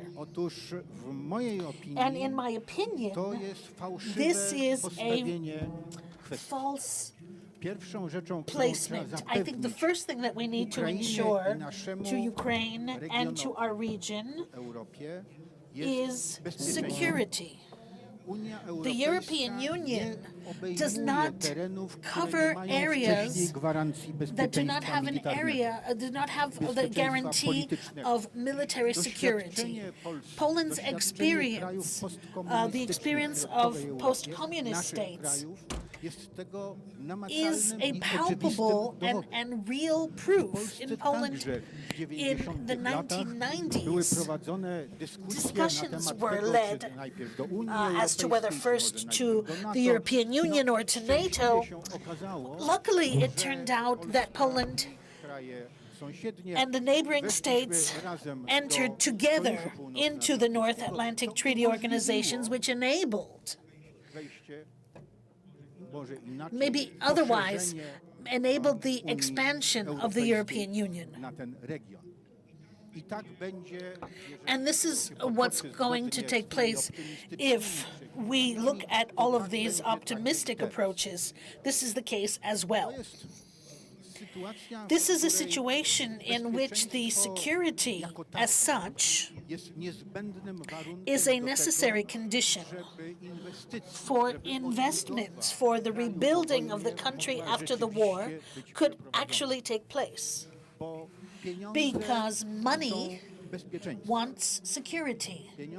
Money, insofar as they're not spent directly for weapons, for tanks, for cannons, they want a return on investment.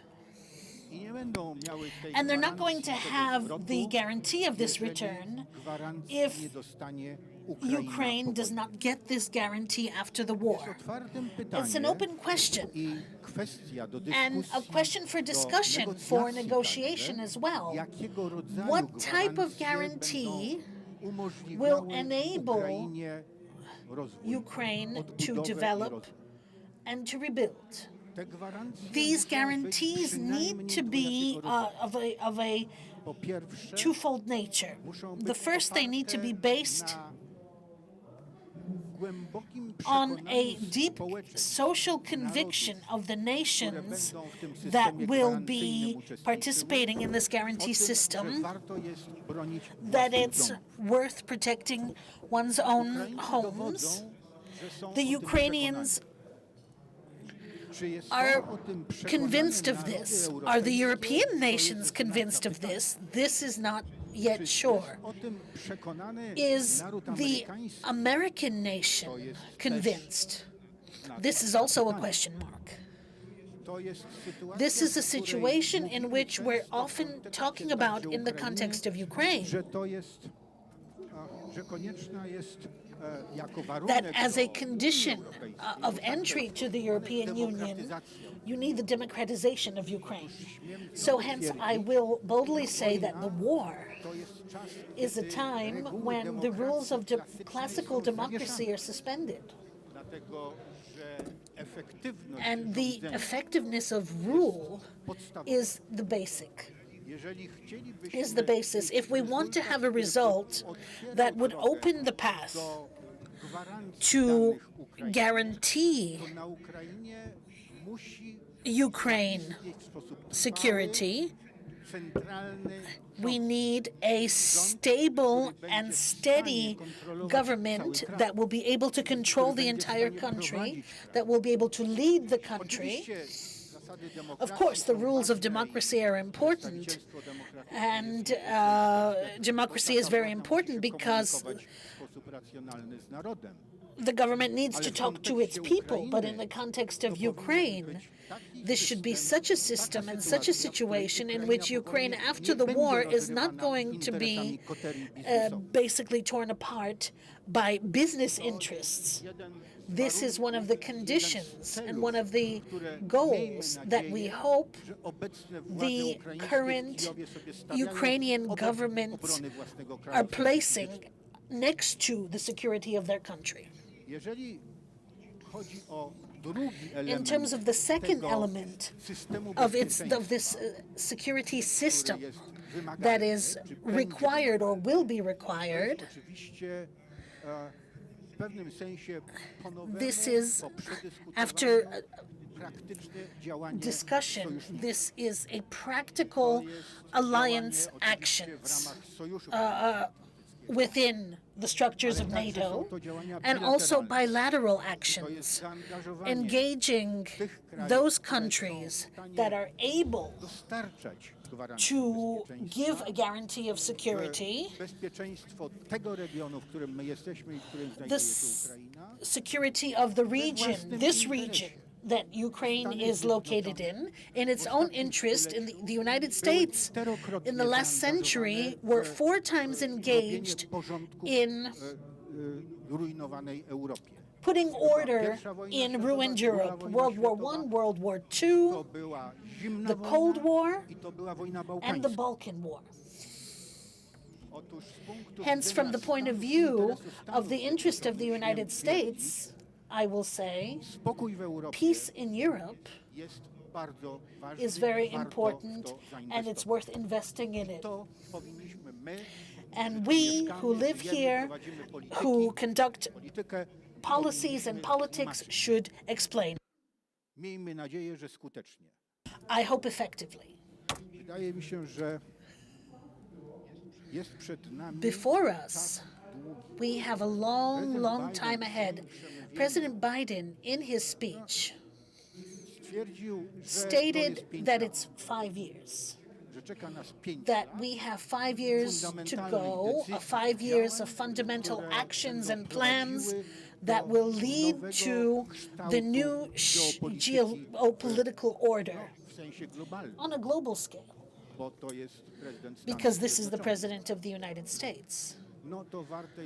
And this is worth analyzing, discussing, so that we first would be informed what the United States President sees in this 5-year period as the most important, so that we could also articulate our own interests in this process and defend them as well.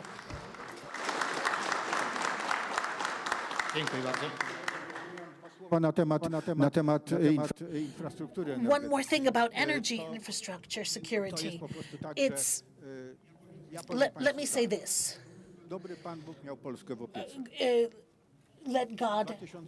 God had Poland in its good graces when the government was taking on good actions to be able to free itself of the Russian monopoly of the supply of gas. We did not foresee that in 2022 there would be a war. We knew that we needed to hurry up because we didn't know when it was going to happen. 2022 was the target, that we're going to end by then. We did. Right now, we are independent. That's all. Thank you. Thank you. Szanowni Państwo, jeszcze 22 minuty, więc... We still have 22 minutes, so let us move again to our panelists. Everybody's got 3 minutes, and then I will do the summary of our discussion. Let us start with in the same order, and it's Minister Macierewicz.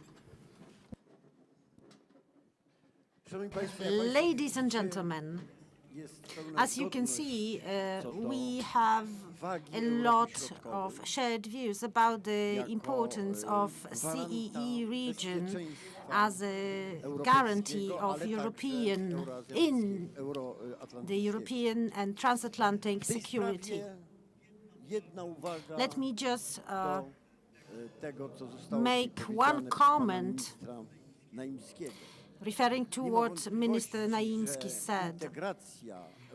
The integration of Central Europe and the partnerships within Central Europe is undoubtedly an important pre-requirement for the US to be convinced that we have a security system in place, and the security system will actually support the US and is not dependent on its subsequent intervention and subsequent support. However, the Russian aggression intended to dominate Europe as a whole has yet another important goal: to push away, to remove the US from Europe and Eurasia. That's one of the key geopolitical goals of the Russian Federation in its cooperation with China, North Korea, and Iran. And for that reason, the strength of the Central and Eastern Europe counts. This is one of the key interests of the US. That is why President Biden said that the US needs Poland and Poland needs the US. For us, the support of the US is a true guarantee of independence, survival, and security. For the US, our existence, our actions, our resistance against Russian aggression is a guarantee that Eurasia will not be shaped as a giant structure which pushes away the US from the continent, pushes the US and makes it stay within the North American continent. This is a key goal. We need to be aware of that. We are a true partner of the US, and we will be a true partner if we do cooperate and build partnership to create a stronger Central Europe. Dziękuję bardzo. Thank you very much. Very briefly, we have 4 key goals, I believe, today. It's victory over the enemy. Second of all, the NATO membership. Third, EU membership. And fourth, the reconstruction of Ukraine. In order to achieve these goals, we will need your support, and we ask for this support. We believe that in tandem we will be able to create a new face and a new political landscape of a prosperous and happy Europe.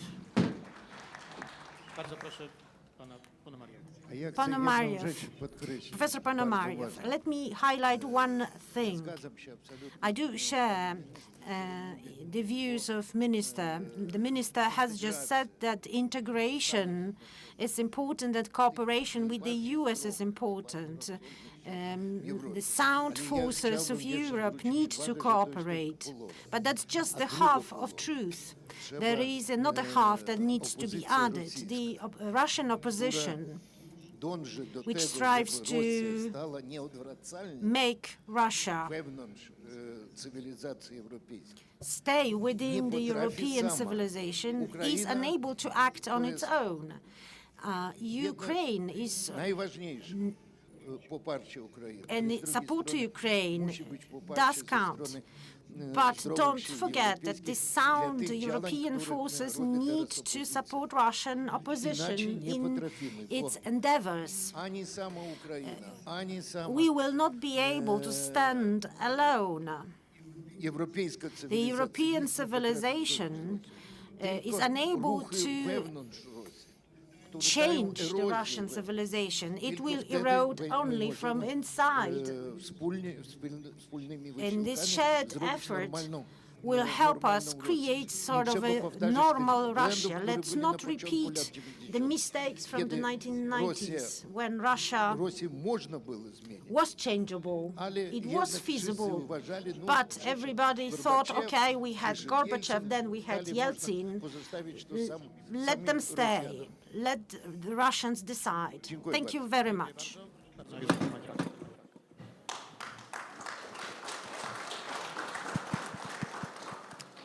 Ďakujem. Ja len stručne, keďže sme v Poľsku, tak ešte chcem povedať niekoľko vied k tomu, ako to poľské líderstvo vo vzťahu pomoci Ukrajine istým spôsobom aj zmenilo verejnú debatu na Slovensku.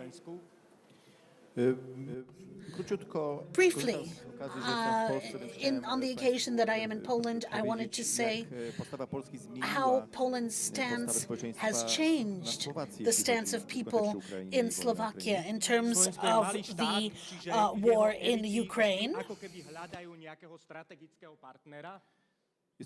We are a small country, so the elites usually look at other leaders. Pre slovenskú elitu, alebo pre veľkú časť slovenskej elity bol dlhý čas takýmto strategickým partnerom Nemecko. And for part of the Slovak elites, for a very long time, the leader in Europe was Germany. Lenže v ostatnom roku slovenská elita proste zistila, že Nemecko sa v kľúčových veciach mýlilo.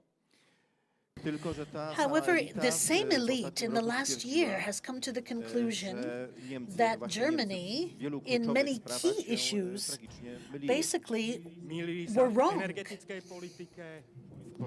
In energy policy, v podceňovaní armády, myliły się Niemcy co do siły they were wrong in the question of the building of the army and the strength of the army. Teda s Ruskom sa dá hrať nájsť nejaký modus operandi, že budú všetci spokojní.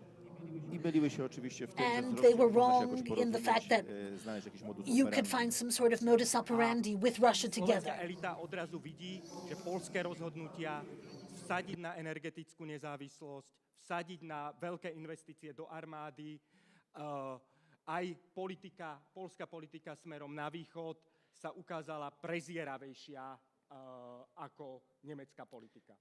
And at the same time, the elite also sees that Poland and its policy in terms of energy issues, in terms of armaments and national defense, and Eastern policy confirmed its correctness and purposefulness. V debate čoraz silnejšie zaznievajú hlasy, že oveľa viac by sa Slovensko malo pozerať na sever a keď uvažuje o nejakom strategickom partnerovi, tak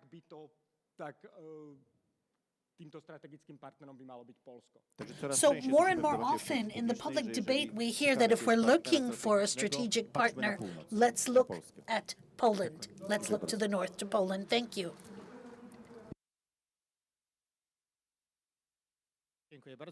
Thank you very much. Mr. Minister. This is a situation in which not just Przemysl is not only being correctly pronounced as the city, as a geographic name, right? But the actions of President Biden have also led to the fact that Americans know where Kyiv is, that they know that Belarus exists, and that Americans have become aware that there's something like Moldova. Otóż to jest coś, co Though warto this is something zauważyć, that is definitely worth noting, dlatego że because to poszerza this is definicję expanding the American definition of Central Europe. Amerykanie definiują Americans define this is changing over time, Central Europe gwiazdkę i przypis w swoich as materiałach politycznych. simply a I w tym footnote przypisie in zwykle wymieniane są their te kraje, które są documents, and dalej these are w countries tej analizie that are in this politycznej political uważane za analysis Europę deemed Środkową. as Central Istnieje Europe. pewne There's a certain prawdopodobieństwo, probability że that w kolejnych in dokumentach subsequent w tym documents, przypisie znajdzie in się these nie footnotes, tylko we will Ukraina, not only find ale Ukraine, może but Białoruś, maybe być Belarus może, and Mołdowa. perhaps Moldova. To jest bardzo, bardzo This is optymistyczne, very tak bym optimistic. to I would powiedział. say that. I druga rzecz, And którą one chcę more thing.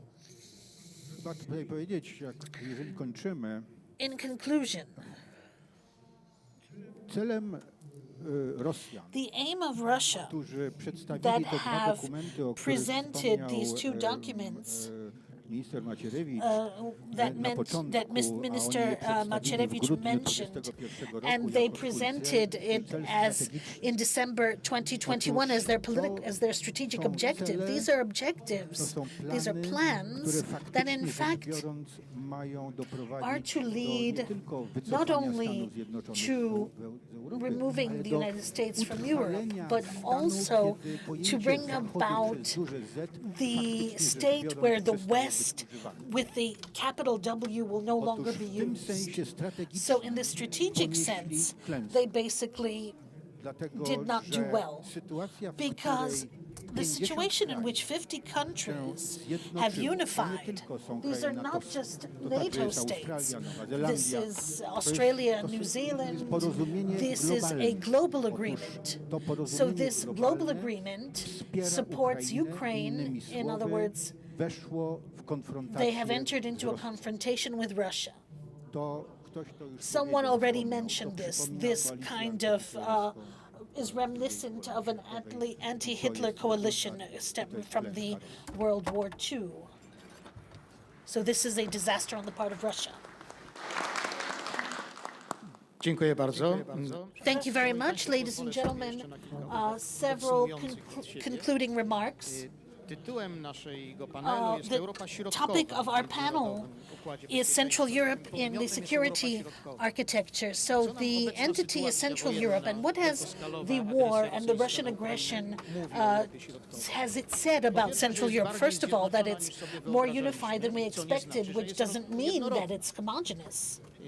These divisions are essential for argumentation as to what to do next. Firstly, I think that with certain exceptions,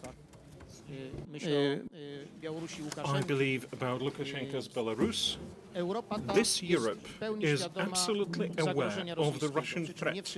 Not everyone believes that that threat from Russian imperialism is of fundamental and existential nature. This hardest, toughest core is Ukraine, which is obvious, Poland and the Baltic states. In the group that has a bit different position, but they are still very close, are Slovakia and Czechia, also Romania, and further away from that, Hungary. Central Europe, when it comes to military security, is now widening with the accession of Finland and Sweden to NATO. Therefore, we have that situation that's set in the following way. The full-scale Russian aggression against Ukraine and its nature, criminal and exterminating, with the goals defined in the documents from mid-December 21, with a proof of a guarantee that American armies will not be stationed in the Danish Bornholm, not only what used to be the Soviet realm of influence. Sorry, I cannot interpret persons who are not using the microphone. I simply can't hear them. Due to that, we must realize those issues. The extermination being the purpose of Russian attacks. We've seen it in Bucha, Irpin, and we will probably tragically see it elsewhere, which proves that for some of our nations, like the Baltics, Ukrainians, and Poles, this is a fundamental threat, because the Russian goals to be achieved must require extermination of at least the political elites. It is not 1937, it is not 1940. NKVD will not be running such actions. Last March, it was deemed false when we saw the mass graves near Irpin and Bucha. Our potential of each of these states separately is too small to stand against Russia, so we must look for external sources, and there are three such sources. First, countries in a similar position. This we are doing, bringing together our efforts.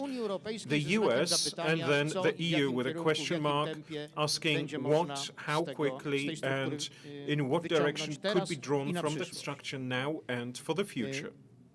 The most recent visit of President Biden to Ukraine and to Poland proved the following issues. First, that the scale of involvement of the United States in the victory of Ukraine and the US prestige makes a particular defeat of Ukraine a particular defeat of the US, and would lead to testing where else the enemies of the US can use that weakness in all the possible areas, the Far East, the Middle East, wherever. So Americans have a profound national interest not to allow that. Secondly, participation in the B9 meeting showed that integration in Central Europe enjoys support of the US. A visit to Ukraine and Poland proved that the core of this cooperation, due to the potential of both our countries, greatest in the eastern flank, is Poland, and the Polish-Ukrainian cooperation is a sine qua non condition here. Without us, there's nothing. I must also address the comments, very interesting, of our Slovak guest, namely the lowering of the prestige of Germany. Of the French, less, because they started changing their attitude earlier. So the core of the EU that ran a mistaken policy towards Russia and resists backing from it. Nord Stream 2 and 1 have not been dismantled. They still exist. There was an explosion. Fragments were blown up, but it is not so that you would not be able to rebuild them. All the story about weapons is too long to discuss, but our conclusions are obvious. This deterioration of the political position of the EU core, President Biden did not land in Paris or Paris, but in Warsaw and Kyiv. He visited our countries, and that's where he met Central European states. That is something that also other states realize. We are now in a situation where European strategic autonomy from 2017 and the European strategic sovereignty, the German proposal, the first was French, they both assume moving to the qualified majority voting, the system of taking decisions in joint foreign security policy. What does it mean? It means that if this system worked in June 21, Germans and French would invite Putin to the summit of European Union in Europe. If not for many countries opposing, he would have been a guest of EU in 2021. Now we are facing a challenge, and we must make sure that we won't get tricked through that system. I believe that we have to await attempts at antagonizing Poland and Ukraine, because Poland will be opposing the majority system in joint foreign policy, and Germany and French will make it a condition to open to Ukraine, and we will be shown as the main breaker of that contract. Please don't believe that it would work like that. According to the French Constitution, Article 88.5, accession of any new state to the European Union of more than 5% EU requires a referendum to ratify. What the French referendum about expanding the EU will be, it's easy to No, it's just like in the Netherlands about integrating Ukraine with the EU. So military integration is of prime importance. We're almost out of time, but this last sentence is really worth it. This awareness on the Polish and Ukrainian scale, the awareness that it really depends on us whether we will manage to create an efficient security structure. And this is the precise reason behind the 4% of the Polish GDP expenditure on weapons purchases, mostly from the US, and a lion's share of Ukrainian purchases are also from US. So these are the technical standards, and other armies of the region will try to catch up with those. So please remember that the Polish-Ukrainian cooperation is decisive here, but our scale in no way should be interpreted as a will to dominate. I believe that we will be credible if now we quote the words of Saint John Paul II, who said that solidarity means carry your neighbor's burdens. Poland and Ukraine, as countries of the greatest potential in the region, are capable of bearing heavier loads. And that is our role, not making others do what we want them to do. So only respecting the interests of all our neighbors in the region makes sure that they cooperate with us. And because we are talking about Europe of the Carpathians, it would be a sin not to mention the significance of infrastructure. War proved how important it is to break the barrier of the Carpathians, mountains, a communication barrier, by developing road and rail infrastructure. Of course, Via Carpathia is here the hallmark. From the second Lancet Declaration, Ukraine has been its key member.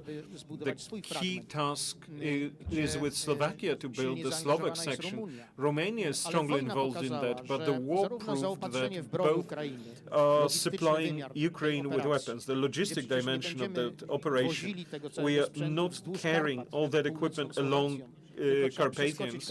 We need to jump over it from Czechia, jump over the Sudety and cross Poland. The whole 3 Seas project is of key importance for the development of economies, but also of military logistics. And in the same way, the states that now suffer because the Russian supplies have been cut off and they are landlocked, they became fully aware that only the project of 3 Seas, so using a transit network based on the original triangle Świnoujście, Krk in Croatia and Constanța in Romania, allows provision of power supply without control of Russia. The original ideas that Poland proposed since 2015 gain a new life. They become more and more invigorated, and that's something that's really worth noticing. Thank you very much.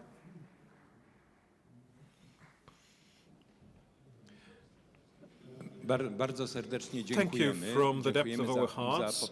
Thank you for chairing that panel. Distinguished ladies and gentlemen, at the Carpathian Conference, we're talking about development, cooperation in Carpathia, and as the minister was right to notice, there will be no cooperation, there would be no development without safety and security. May we not have to discuss this subject next year, but on the other hand, we must be ready for continuous support for Ukraine, especially in this dimension, in the military dimension. Thank you very much for this panel. Yes, and now we're not going to extend this wrap-up. Let's all have lunch. It's downstairs. You'll find your tables and chairs. Please take them, sit together at the tables, discuss, get to know one another, because there are going to be plenty of thoughts. Let's reconvene at 5:15. Thank you. Past 3, sorry. Thank you.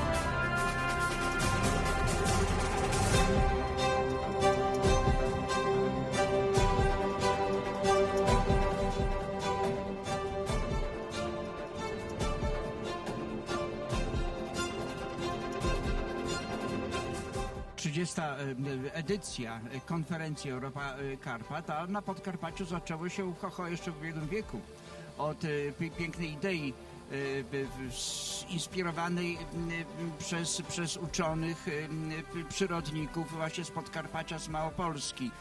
Profesor Wnuk, profesor Piórecki, żeby wymienić pierwszych, ale także pani Maria Suchy, która operacjonalizowała program Zielone Karpaty, takie hasło było. Potem od 2007 roku Europa Karpat, która przybrała formę już instytucjonalną, organizowaną przez Sejm od 2011 roku. Jest to konferencja wyjątkowa, przynajmniej pod dwoma względami. W ściśle polskim kontekście jest to konferencja, gdzie od słowa do czynu jest stosunkowo krótko, a nawet bardzo krótko.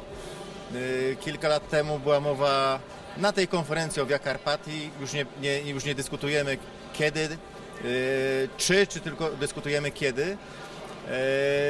A w tym takim bardziej środkowoeuropejskim wymiarze, no jest to konferencja, która ma niepowtarzalną formułę łączenia przedstawicieli kilkunastu państw i narodów, właśnie szeroko pojętej Europy Środkowej od państw bałtyckich, chociaż tam stamtąd do Karpat troszeczkę daleko. Ta nazwa jest myląca, ponieważ samo stwierdzenie Forum Europy Karpat nie może przynosić do stwierdzenia, że zajmujemy się samymi Karpatami. Nie, zajmujemy się nie Karpatami w sensie górskim, ani gospodarką górską, ani podróżami po górach, tylko zajmujemy się regionem jako takim, z jego wszystkimi problemami, od infrastruktury przez sprawy społeczne, aż po nawet sprawy naukowe i sprawy akademickie. Wreszcie samo pojęcie Europa Karpat w sensie geograficznym też byłoby zawężające, ponieważ organizatorzy tego przyjęli te Karpaty jako pewien symbol rozszerzającej się Europy Środkowej. Stąd w Europie Karpat jest poruszona problematyka od Bałtyku po Adriatyk, Morze Czarne i Kaukaz, a o ile mi wiadomo, Karpaty tak szeroko nie sięgają.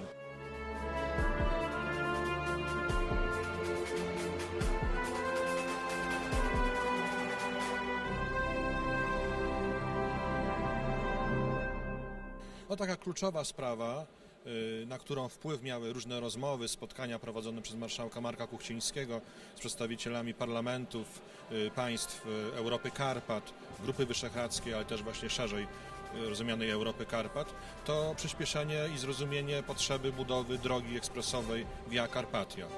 Tej drogi, która łączy nas w całej Europie środkowo-wschodniej, środkowej i środkowo-wschodniej pod względem gospodarczym, turystycznym, ale też wpłynie to na rozwój kultury i większej integracji państw Trójmorza czy Międzymorza.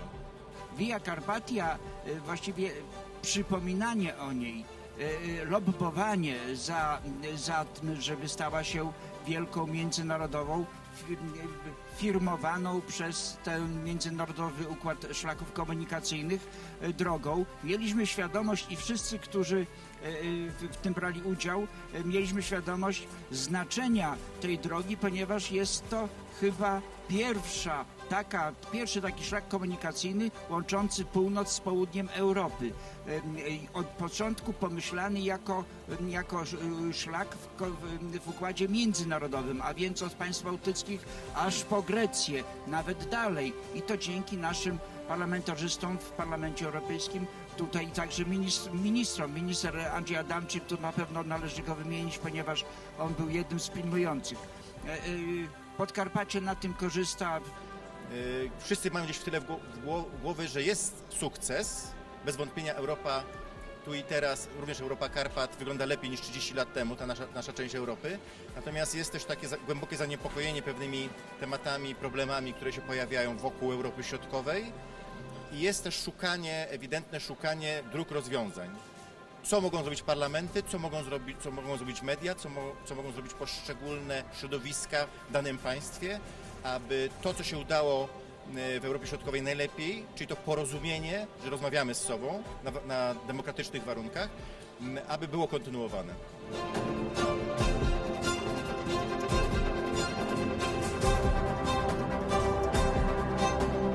Chcemy, aby powstawały zgromadzenia parlamentarne, na przykład państw Grupy Wyszehradzkiej, ale też, żeby były stałe instytucjonalne formy współpracy parlamentów i poszczególnych komisji, jak Komisji Spraw Zagranicznych, czy mojej Komisji Kultury, także też komisji, które zajmują się sprawami gospodarczymi, sprawami rolnictwa, ochrony środowiska, pomiędzy poszczególnymi państwami Europy, Karpat i także właśnie te szersze fora zgromadzeń parlamentarnych, bo jednak współpraca parlamentarna przyspiesza i umożliwia jakby trwałą kontynuację działań prowadzonych przez rządy. Nawet przy zmieniających się rządach stała współpraca parlamentarzystów różnych ugrupowań umożliwia pewną kontynuację i to, co jest dla nas kluczowe, budowanie silnej wspólnoty państw Europy Środkowej.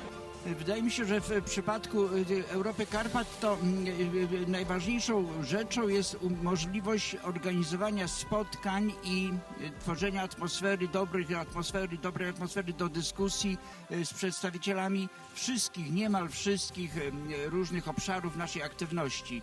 I publicznych, państwowych, lokalnych, regionalnych i tak dalej. Od poważnej gospodarki czy bezpieczeństwa, aż po kwestie artystyczne, sztuka, ochrona przyrody. Wydaje mi się, że tą atmosferę tworzą nie tylko pomysły. Pomysły wytwarzają ludzie. Ludzie, jeżeli dyskutują, podczas dyskusji owocnych, twórczych, tworzą się pomysły.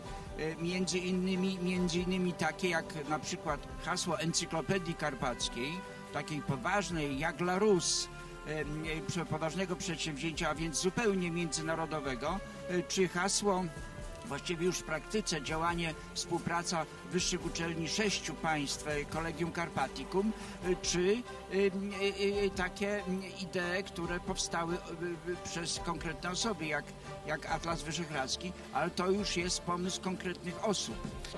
Jednym z tematów, który wielokrotnie w Krynicy był podczas Europy Karpat poruszany, była kwestia, żeby więzi polityczne i kontakty polityczne poszerzyć o kontakty naukowe.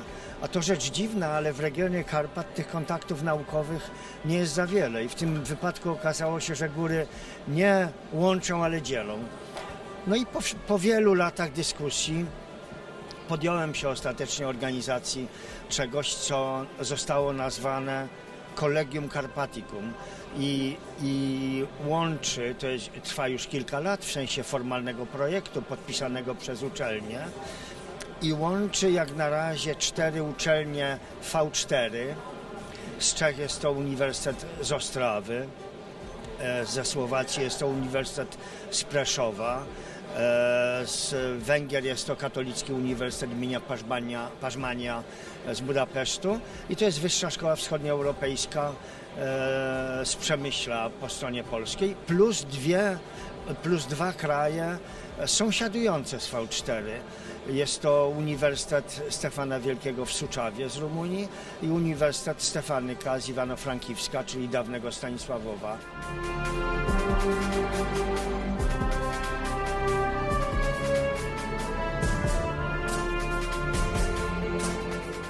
Program dla Bieszczadów to jest forma pomyślana lepszej współpracy. Jak w pewnym sensie strategia karpacka, prawda? Ona nie daje wprost pieniędzy, ale ułatwia wykorzystanie i przyciąganie pieniędzy na różne projekty, różne inwestycje.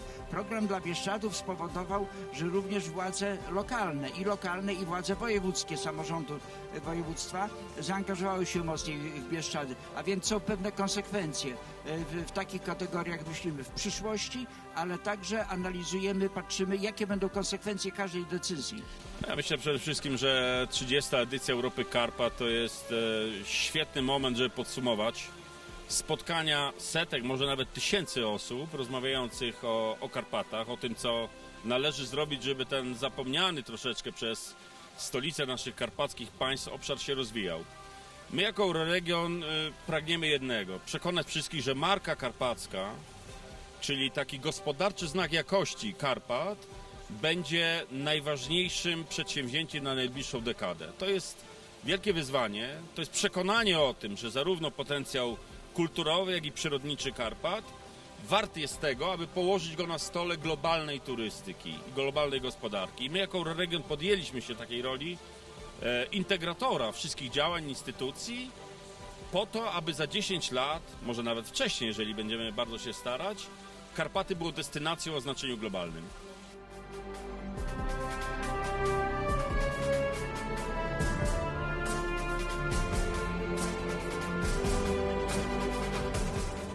Młodzi Europejczycy rozmawiali rzeczywiście bardzo ciekawie i zwróciłem na jedną rzecz uwagę.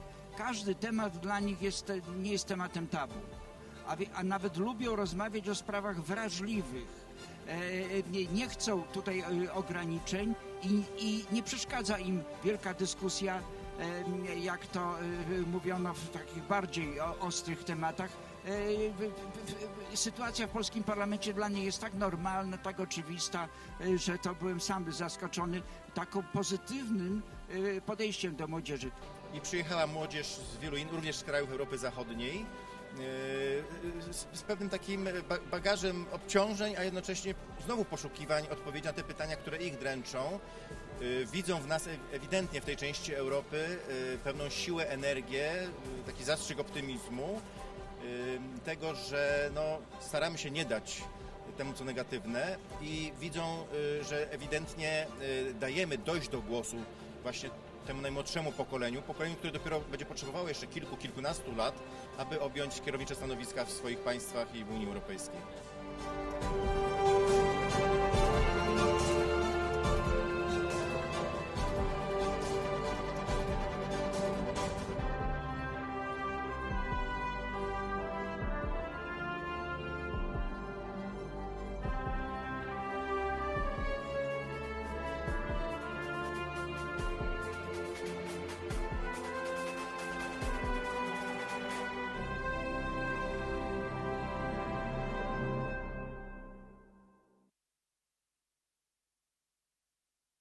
Spotkanie polityków, samorządowców i naukowców w Krasiczynie odbywało się w cieniu ukraińsko-rosyjskiego kryzysu i dlatego temat bezpieczeństwa w Europie Środkowo-Wschodniej zdominował dyskusję.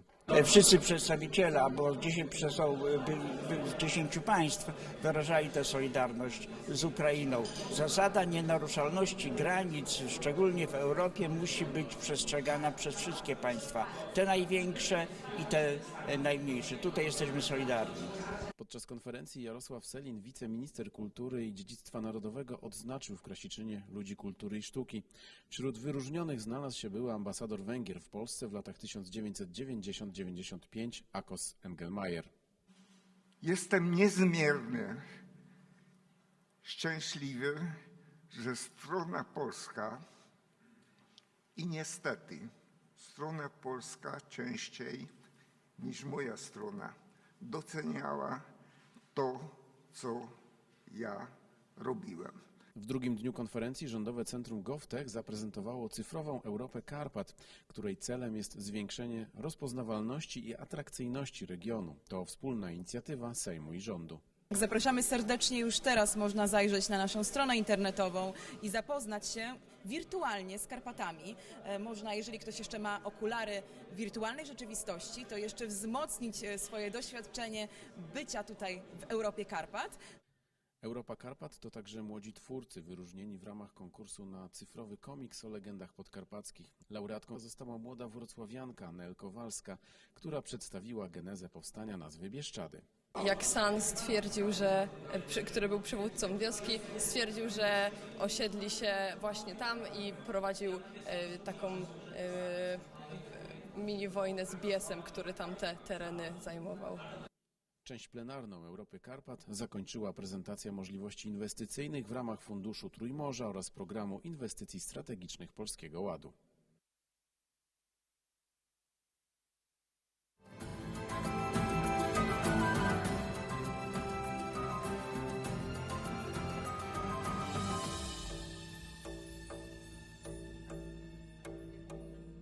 Dzień dobry, Nazywam się Przemysław Śleszyński.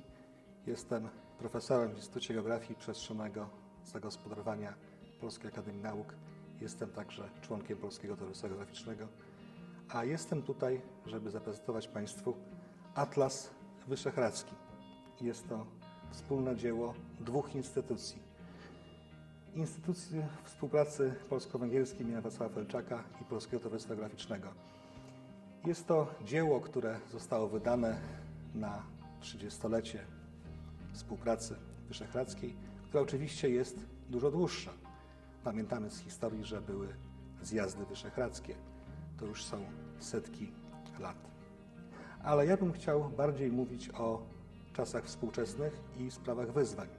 A więc istotne dla mnie jest to, że ten temat zdobył zainteresowanie i potrafiliśmy ten atlas wydać. Atlas, tutaj wspomnę, jest wspólnym dziełem 40 kilku osób. Miałem go przyjemność wspólnie redagować z panem profesorem Czapiewskim z mojego instytutu. Atlas składa się z około 50 rozdziałów, w których prezentujemy różne zagadnienia społeczne, ekonomiczne, przyrodnicze, ale także i historyczne i geopolityczne. W tych 50 rozdziałach znajdziecie Państwo zagadnienia dotyczące uwarunkowań przyrodniczych, uwarunkowań demograficznych, uwarunkowań społecznych, kulturalnych, ekonomicznych, religijnych i różnych innych. To, co stoi przed tymi państwami, to przede wszystkim rysująca się duża możliwość jeszcze większego pogłębienia współpracy. Jesteśmy w tym miejscu kontynentu europejskiego, gdzie działo się bardzo wiele. I ja myślę, że jeśli powstają takie związki współpracy jak Grupa Wyszehradzka, to one dobrze wpisują się w to, co w tej chwili dzieje się w Unii Europejskiej, o czym mówi się, o tym, żeby te związki takie powiedzmy regionalne, obejmujące części kontynentu, żeby je wypełniać. Druga sprawa wiąże się ze sprawą bardzo aktualną i bardzo dla wszystkich dla nas dramatyczną.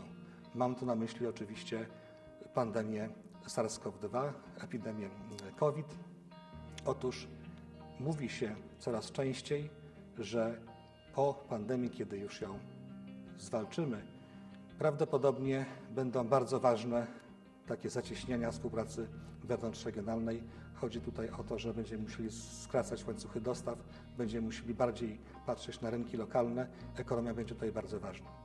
Z pewnością taką rzeczą szczególnie ważną są kwestie powiązań funkcjonalnych, opierających się na transporcie. I diagnozujemy, że ten region wciąż nie jest jeszcze dobrze skomunikowany.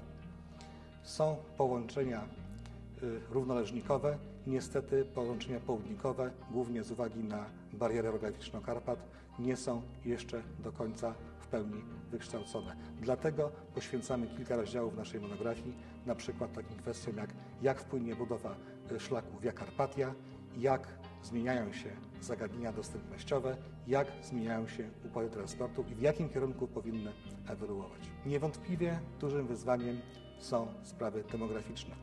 One w tej części Europy są bardzo ważne, dlatego że wszystkie właściwie państwa Grupy Wyszehradzkiej zmagają się z depopulacją. Niewątpliwie dużym atutem krajów wyszehradzkich jest bardzo duża różnorodność. Różnorodność ekonomiczna, demograficzna, społeczna, ale także kulturowa. I sprawom kultury i sprawom generalnie takich powiedzmy kwestii historyczno-secesyjnych poświęcamy kilka rozdziałów. Wierzę, że ten atlas może przyczynić się do jeszcze większego pogłębienia współpracy.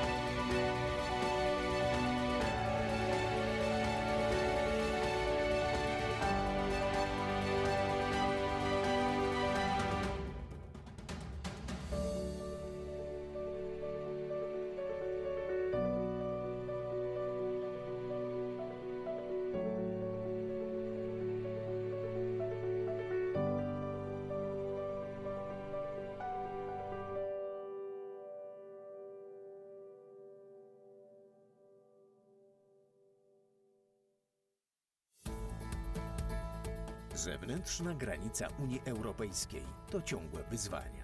Jako program współpracy transgranicznej Polska-Białoruś-Ukraina wychodzimy im naprzeciw i z funduszy unijnych wspieramy rozwój pogranicza od prawie 20 lat. Wspólnie budujemy i ulepszamy drogi, przejścia graniczne, oczyszczalnie, wodociągi i szpitale. Wyposażamy służby medyczne i ratownicze w nowoczesny sprzęt. Przekazujemy wiedzę i doświadczenie. Wspieramy ochronę i promocję dziedzictwa kulturowego i przyrodniczego. Rozwijamy edukację i turystykę.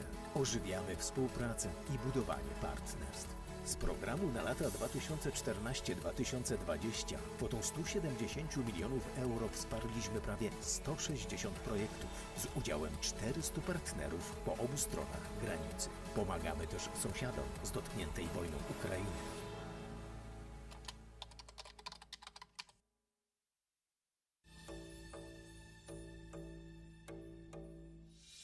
Trzecia Podkarpacka Brygada Obrony Terytorialnej jest jedną z pierwszych 3 brygad etapu pierwszego tworzenia Wojsk Obrony Terytorialnej. Z tego też tytułu jesteśmy najbardziej zaawansowani w procesie szkolenia. Bataliony 3 Podkarpackiej Brygady Obrony Terytorialnej rozlokowane są praktycznie we wszystkich większych miejscowościach Podkarpacia. Dzięki temu jesteśmy w stanie wspierać nasze lokalne społeczności, ale również szkolimy się w stałych rejonach odpowiedzialności batalionu.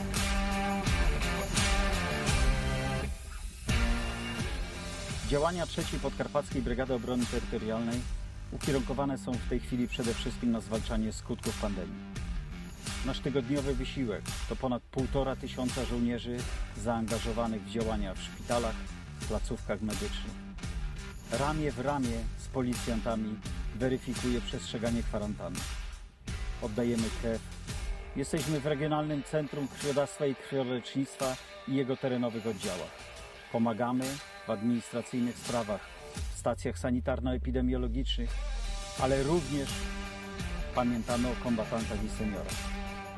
Dowozimy ich do punktów szczepień, dostarczamy im obiady, lekarstwa, czy dowozimy do placówek medycznych.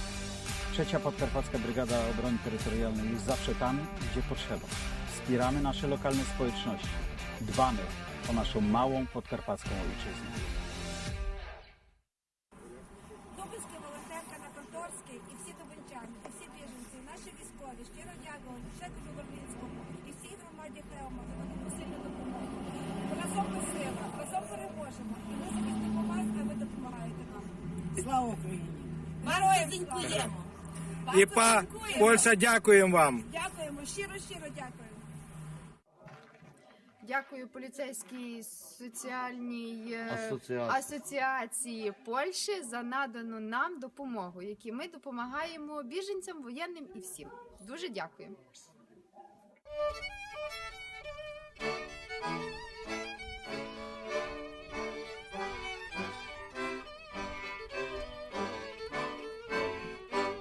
Zatań ze mną chociaż raz pod górami.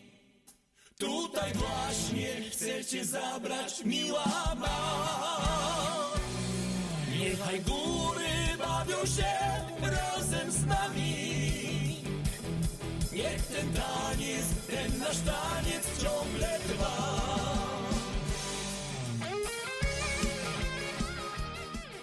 Pozdrawiamy oczywiście wszystkich uczestników Europy Karpat, od całego naszego zespołu Golec Orkiestra. Mówił Paweł Golec i Łukasz Golec. Do zobaczenia, do usłyszenia, wszystkiego dobrego. Hej! Nekünk magyaroknak nagyon fontos a népművészeti hagyományai megőrzése és továbbadása az ifjabb generációknak. Magyarország legrangosabb folklórfesztiválja a Mesterségek ünnepe nevében üdvözletünket küldjük a világnak. Reméljük, hamarosan találkozunk.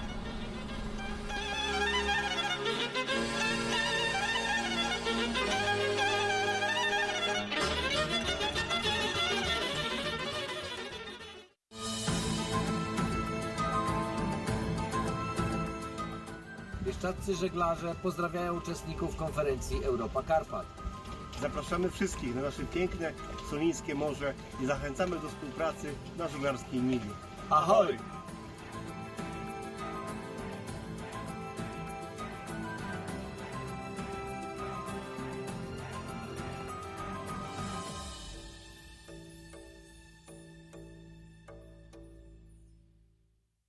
Karpatami to jest fajnie, że one się nazywają Zielone Karpaty. Pięknie, fajnie, super zielone, ale to stwierdzenie faktu. Ja bym chciał, żeby były Karpaty czyste, żeby nie było plastiku, żeby coś takiego zrobili, żeby tu ludzie nie zostawiali, w ogóle żeby nie było, zlikwidowali plastik. Dowiedziałem się niedawno, że Nowy Jork prowadził zakaz plastiku. Można. Ruanda też, taki mały kraj afrykański, w ogóle nie wolno wjeżdżać z plastikiem. Można.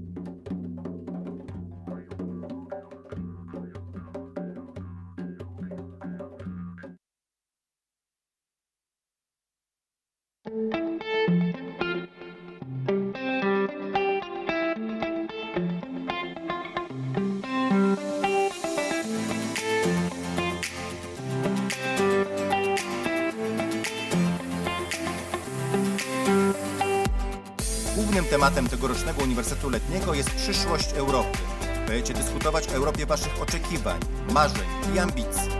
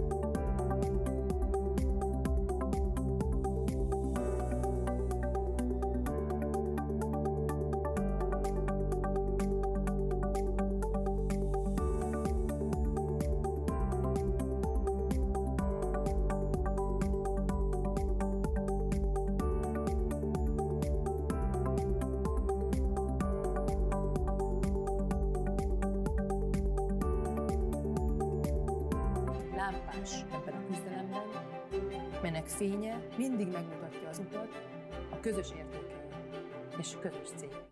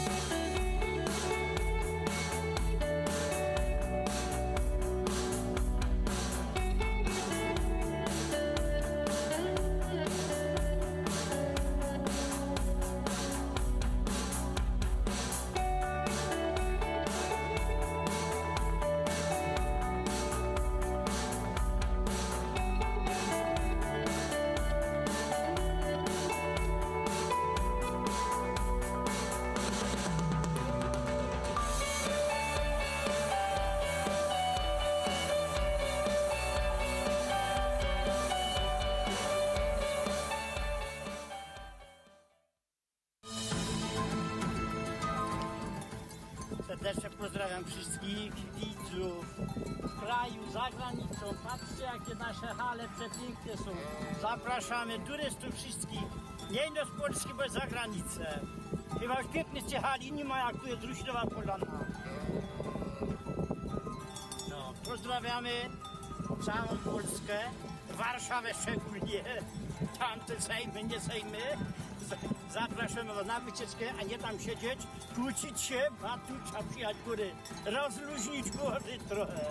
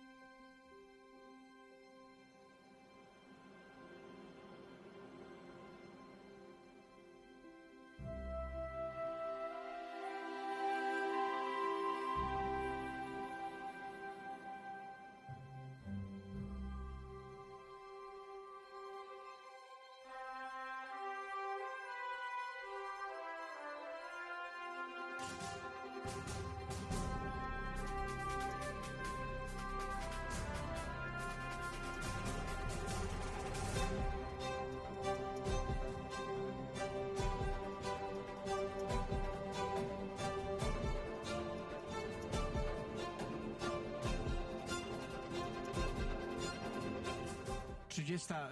edycja konferencji Europa Karpat, a na Podkarpaciu zaczęło się jeszcze w ubiegłym wieku od pięknej idei inspirowanej przez uczonych, przyrodników właśnie z Podkarpacia, z Małopolski.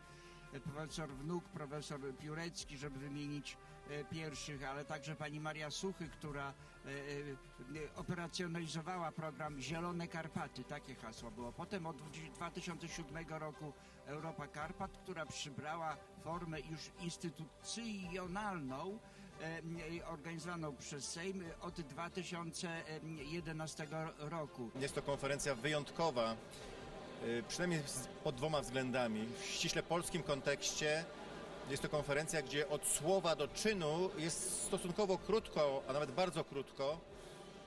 Kilka lat temu była mowa na tej konferencji o Via Carpatii, już nie dyskutujemy kiedy, czy tylko dyskutujemy kiedy. A w tym takim bardziej środkowoeuropejskim wymiarze, no jest to konferencja, która ma niepowtarzalną formułę łączenia przedstawicieli kilkunastu państw i narodów, właśnie szeroko pojętej Europy Środkowej od państw bałtyckich, chociaż stamtąd do Karpat troszeczkę daleko. Ta nazwa jest myląca, ponieważ samo stwierdzenie Forum Europy Karpat nie może przynosić do stwierdzenia, że zajmujemy się samymi Karpatami. Nie, zajmujemy się nie Karpatami w sensie górskim, ani gospodarką górską, ani podróżami po górach, tylko zajmujemy się regionem jako takim, z jego wszystkimi problemami, od infrastruktury przez sprawy społeczne, aż po nawet sprawy naukowe i sprawy akademickie. Wreszcie samo pojęcie Europa Karpat w sensie geograficznym też byłoby zawężające, ponieważ organizatorzy tego przyjęli te Karpaty jako pewien symbol rozszerzającej się Europy Środkowej. Stąd w Europie Karpat jest poruszona problematyka od Bałtyku po Adriatyk, Morze Czarne i Kaukaz, a o ile mi wiadomo, Karpaty tak szeroko nie sięgają.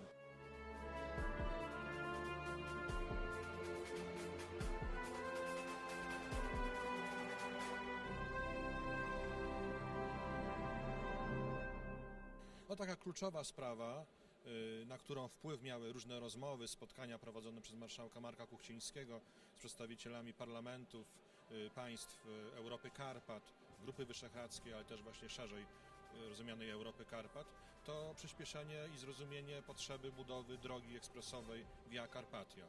Tej drogi, która łączy nas w całej Europie środkowo-wschodniej, środkowej i środkowo-wschodniej pod względem gospodarczym, turystycznym, ale też wpłynie to na rozwój kultury i większej integracji państw Trójmorza czy Międzymorza.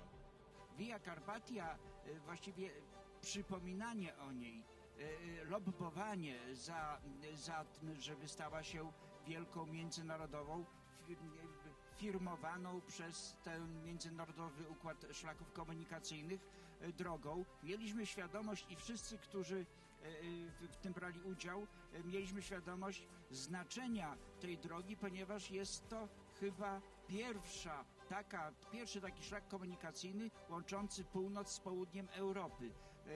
Od początku pomyślany jako szlak w układzie międzynarodowym, a więc od państw bałtyckich aż po Grecję, nawet dalej. I to dzięki naszym parlamentarzystom w Parlamencie Europejskim, tutaj także minister Andrzej Adamczyk, tu na pewno należy go wymienić, ponieważ on był jednym z pilnujących. Podkarpacie na tym korzysta. Wszyscy mamy gdzieś w tyle głowy, że jest sukces. Bez wątpienia Europa tu i teraz, również Europa Karpat wygląda lepiej niż 30 lat temu, ta nasza część Europy. Natomiast jest też takie głębokie zaniepokojenie pewnymi tematami, problemami, które się pojawiają wokół Europy Środkowej. I jest też ewidentne szukanie dróg rozwiązań. Co mogą zrobić parlamenty, co mogą zrobić media, co mogą zrobić poszczególne środowiska w danym państwie, aby to, co się udało w Europie Środkowej najlepiej, czyli to porozumienie, że rozmawiamy z sobą na demokratycznych warunkach, aby było kontynuowane.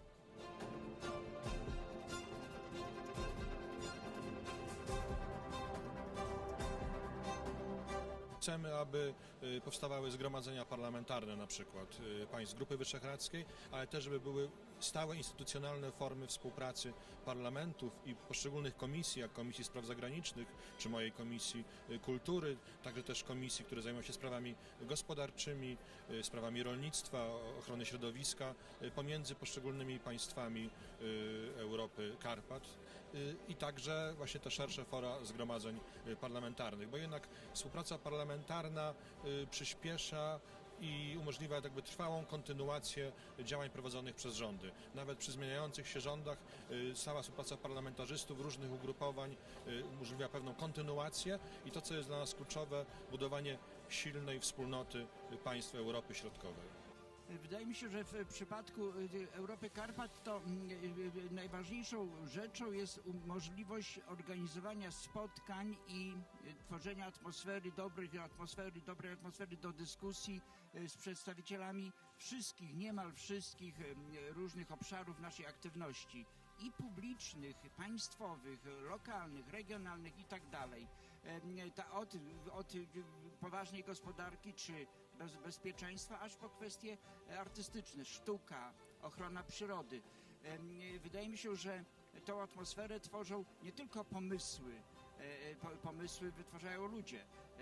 Ludzie, jeżeli dyskutują, podczas dyskusji owocnych, twórczych, tworzą się pomysły. Między innymi takie jak na przykład hasło Encyklopedii Karpackiej, takiej poważnej jak La Rus, poważnego przedsięwzięcia, a więc zupełnie międzynarodowego, czy hasło właściwie już w praktyce działanie, współpraca wyższych uczelni 6 państw, Collegium Carpaticum, czy takie idee, które powstały przez konkretne osoby, jak Atlas Wyszehradzki, ale to już jest pomysł konkretnych osób. Jednym z tematów, który wielokrotnie w Krynicy był podczas Europy Karpat poruszany, była kwestia, żeby więzi polityczne i kontakty polityczne poszerzyć o kontakty naukowe. A to rzecz dziwna, ale w regionie Karpat tych kontaktów naukowych nie jest za wiele i w tym wypadku okazało się, że góry nie łączą, ale dzielą. No i po wielu latach dyskusji podjąłem się ostatecznie organizacji czegoś, co zostało nazwane Collegium Carpaticum i łączy, trwa już kilka lat w sensie formalnego projektu podpisanego przez uczelnie i łączy jak na razie 4 uczelnie V4.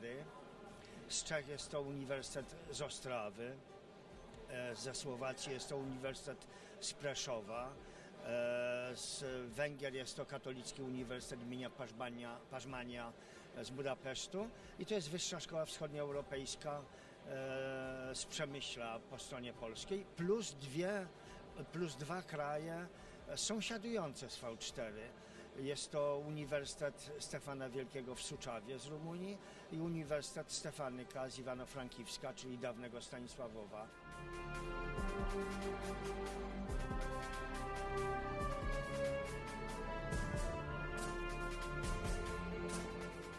Program dla Bieszczadów to jest forma pomyślana lepszej współpracy. Jak w pewnym sensie strategia karpacka, prawda? Ona nie daje wprost pieniędzy, ale ułatwia wykorzystanie i przyciąganie pieniędzy na różne projekty, różne inwestycje. Program dla Bieszczadów spowodował, że również władze lokalne i władze wojewódzkie samorządu województwa zaangażowały się mocniej w Bieszczady, a więc są pewne konsekwencje. W takich kategoriach myślimy w przyszłości, ale także analizujemy, patrzymy, jakie będą konsekwencje każdej decyzji. Ja myślę przede wszystkim, że 30. edycja Europy Karpat to jest świetny moment, żeby podsumować spotkania setek, może nawet tysięcy osób rozmawiających o Karpatach, o tym, co należy zrobić, żeby ten zapomniany troszeczkę przez stolicę naszych karpackich państw obszar się rozwijał. My jako Euroregion pragniemy jednego, przekonać wszystkich, że marka karpacka, czyli taki gospodarczy znak jakości Karpat, będzie najważniejszym przedsięwzięciem na najbliższą dekadę. To jest wielkie wyzwanie, to jest przekonanie o tym, że zarówno potencjał kulturowy, jak i przyrodniczy Karpat wart jest tego, aby położyć go na stole globalnej turystyki i globalnej gospodarki. I my jako region podjęliśmy się takiej roli integratora wszystkich działań, instytucji, po to, aby za 10 lat, może nawet wcześniej, jeżeli będziemy bardzo się starać, Karpaty były destynacją o znaczeniu globalnym.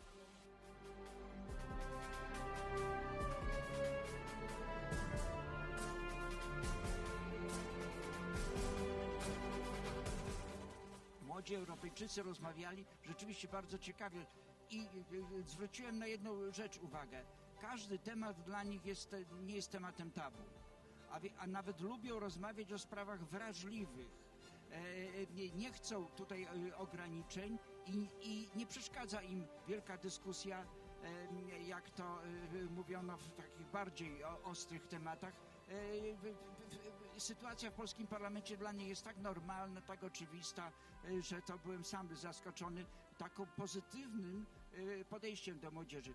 I przyjechała młodzież z wielu innych, również z krajów Europy Zachodniej, z pewnym takim bagażem obciążeń, a jednocześnie znowu poszukiwań odpowiedzi na te pytania, które ich dręczą. Widzą w nas ewidentnie w tej części Europy pewną siłę, energię, taki zastrzyk optymizmu, tego, że staramy się nie dać temu, co negatywne, i widzą, że ewidentnie dajemy dojść do głosu właśnie temu najmłodszemu pokoleniu, które dopiero będzie potrzebowało jeszcze kilkunastu lat, aby objąć kierownicze stanowiska w swoich państwach i w Unii Europejskiej.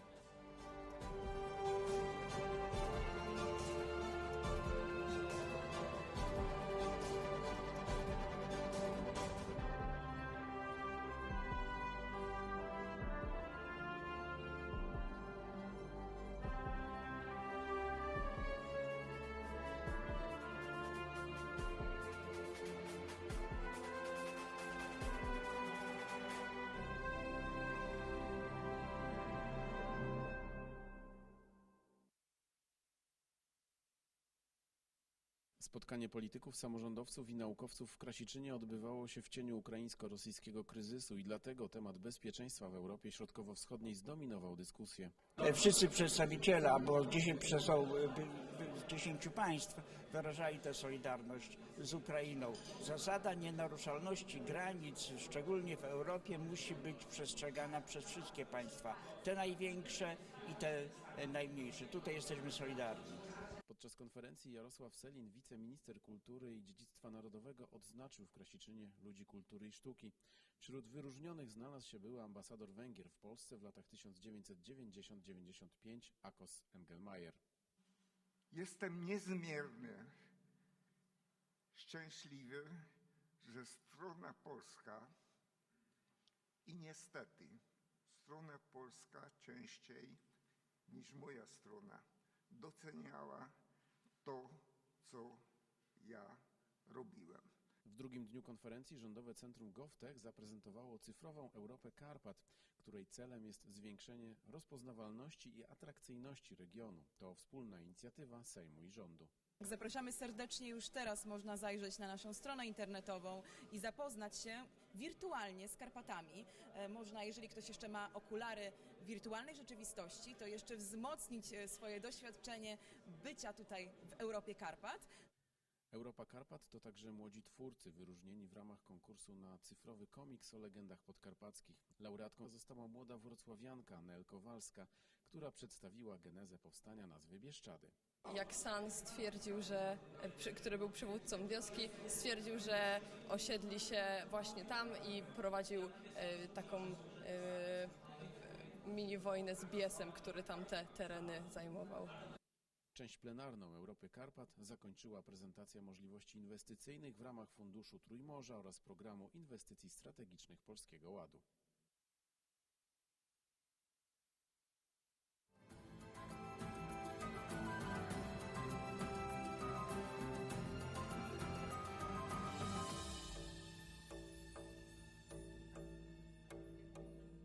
Dzień dobry, nazywam się Przemysław Śleszyński. Jestem profesorem w Instytucie Geografii Przestrzennego Zagospodarowania Polskiej Akademii Nauk. Jestem także członkiem Polskiego Towarzystwa Geograficznego, a jestem tutaj, żeby zaprezentować Państwu Atlas Wyszehradzki. Jest to wspólne dzieło dwóch instytucji. Instytucji Współpracy Polsko-Węgierskiej im. Wacława Felczaka i Polskiego Towarzystwa Graficznego. Jest to dzieło, które zostało wydane na 30-lecie współpracy wyszehradzkiej, która oczywiście jest dużo dłuższa. Pamiętamy z historii, że były zjazdy wyszehradzkie. To już są setki lat. Ale ja bym chciał bardziej mówić o czasach współczesnych i sprawach wyzwań. A więc istotne dla mnie jest to, że ten temat zdobył zainteresowanie i potrafiliśmy ten atlas wydać. Atlas, tutaj wspomnę, jest wspólnym dziełem 40 kilku osób. Miałem go przyjemność wspólnie redagować z panem profesorem Czapiewskim z mojego instytutu. Atlas składa się z około 50 rozdziałów, w których prezentujemy różne zagadnienia społeczne, ekonomiczne, przyrodnicze, ale także i historyczne i geopolityczne. W tych 50 rozdziałach znajdziecie Państwo zagadnienia dotyczące uwarunkowań przyrodniczych, uwarunkowań demograficznych, uwarunkowań społecznych, kulturalnych, ekonomicznych, religijnych i różnych innych. To, co stoi przed tymi państwami, to przede wszystkim rysująca się duża możliwość jeszcze większego pogłębienia współpracy. Jesteśmy w tym miejscu kontynentu europejskiego, gdzie działo się bardzo wiele. I ja myślę, że jeśli powstają takie związki współpracy jak Grupa Wyszehradzka, to one dobrze wpisują się w to, co w tej chwili dzieje się w Unii Europejskiej, o czym mówi się, o tym, żeby te związki takie powiedzmy regionalne, obejmujące części kontynentu, żeby je wypełniać. Druga sprawa wiąże się ze sprawą bardzo aktualną i bardzo dla wszystkich dla nas dramatyczną. Mam tu na myśli oczywiście pandemię SARS-CoV-2, epidemię COVID. Otóż mówi się coraz częściej, że po pandemii, kiedy już ją zwalczymy, prawdopodobnie będą bardzo ważne takie zacieśniania współpracy wewnątrzregionalnej. Chodzi tutaj o to, że będziemy musieli skracać łańcuchy dostaw, będziemy musieli bardziej patrzeć na rynki lokalne. Ekonomia będzie tutaj bardzo ważna. Z pewnością taką rzeczą szczególnie ważną są kwestie powiązań funkcjonalnych, opierających się na transporcie. I diagnozujemy, że ten region wciąż nie jest jeszcze dobrze skomunikowany. Są połączenia równoleżnikowe, niestety połączenia południkowe, głównie z uwagi na barierę geograficzną Karpat, nie są jeszcze do końca w pełni wykształcone. Dlatego poświęcamy kilka rozdziałów naszej monografii, na przykład takim kwestiom jak wpłynie budowa szlaku Via Carpatia, jak zmieniają się zagadnienia dostępnościowe, jak zmieniają się układy transportu i w jakim kierunku powinny ewoluować. Niewątpliwie dużym wyzwaniem są sprawy demograficzne. One w tej części Europy są bardzo ważne, dlatego że wszystkie właściwie państwa Grupy Wyszehradzkiej zmagają się z depopulacją. Niewątpliwie dużym atutem krajów wyszehradzkich jest bardzo duża różnorodność. Różnorodność ekonomiczna, demograficzna, społeczna, ale także kulturowa. I sprawom kultury i sprawom generalnie takich powiedzmy kwestii historyczno-secesyjnych poświęcamy kilka rozdziałów. Wierzę, że ten atlas może przyczynić się do jeszcze większego pogłębienia współpracy.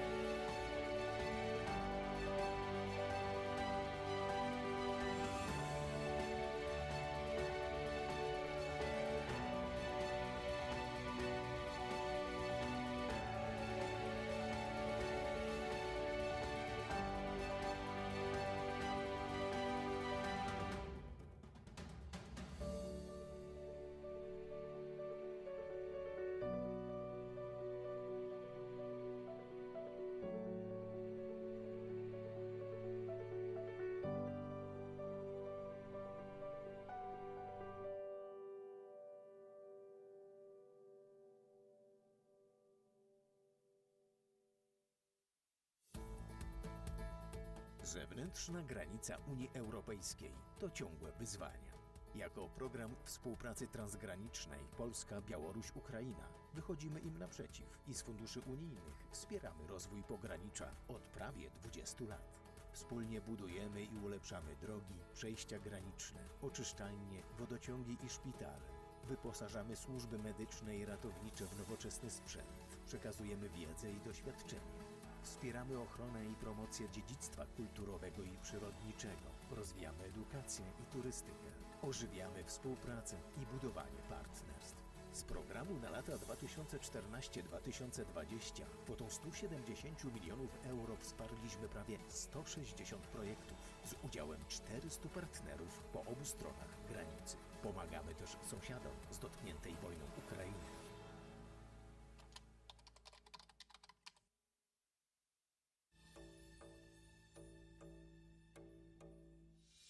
Trzecia Podkarpacka Brygada Obrony Terytorialnej jest jedną z pierwszych 3 brygad etapu pierwszego tworzenia Wojsk Obrony Terytorialnej. Z tego też tytułu jesteśmy najbardziej zaawansowani w procesie szkolenia.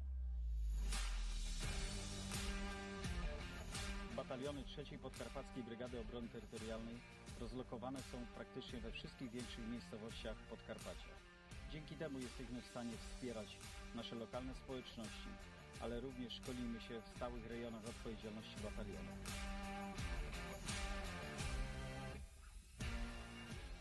Działania trzeciej Podkarpackiej Brygady Obrony Terytorialnej ukierunkowane są w tej chwili przede wszystkim na zwalczanie skutków pandemii.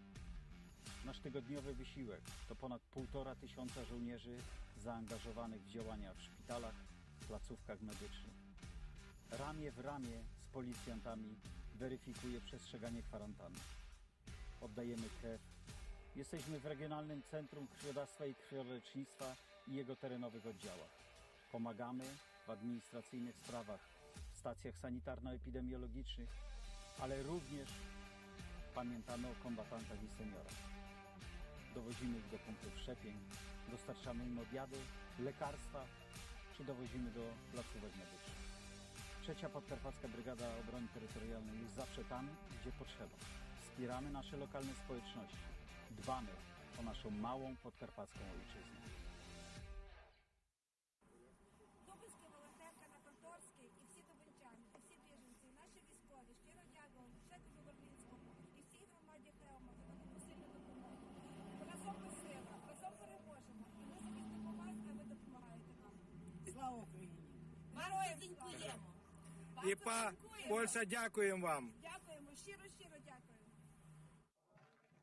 Дякую поліцейській соціальній асоціації Польщі за надану нам допомогу, які ми допомагаємо біженцям, воєнним і всім. Дуже дякую.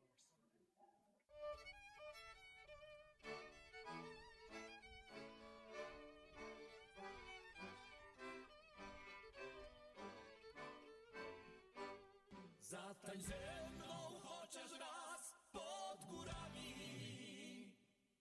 Tutaj właśnie chcę cię zabrać, miła ma. Niechaj góry bawią się razem z nami. Niech ten taniec, ten nasz taniec ciągle trwa.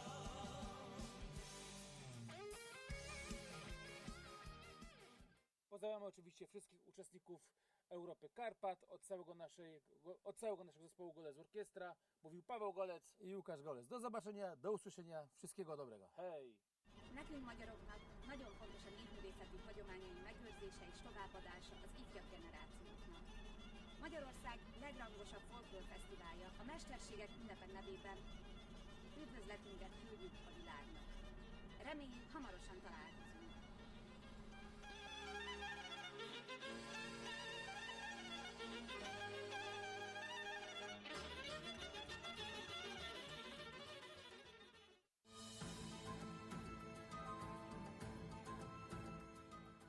Bieszczadzcy żeglarze pozdrawiają uczestników konferencji Europa Karpat.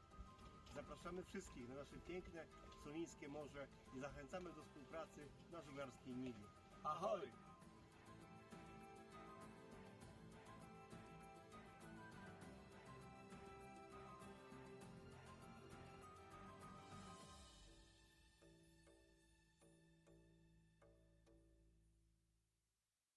Karpatami to jest fajnie, że one się nazywają Zielone Karpaty. Pięknie, fajnie, super zielone, ale to stwierdzenie faktu. Ja bym chciał, żeby były Karpaty czyste, żeby nie było plastiku, żeby coś takiego zrobili, żeby tu ludzie nie zostawiali, w ogóle żeby nie było, zlikwidowali plastik. Dowiedziałem się niedawno, że Nowy Jork wprowadził zakaz plastiku. Można? Można. Ruanda też, taki mały kraj afrykański, w ogóle nie wolno wjeżdżać z plastikiem. Można? Można.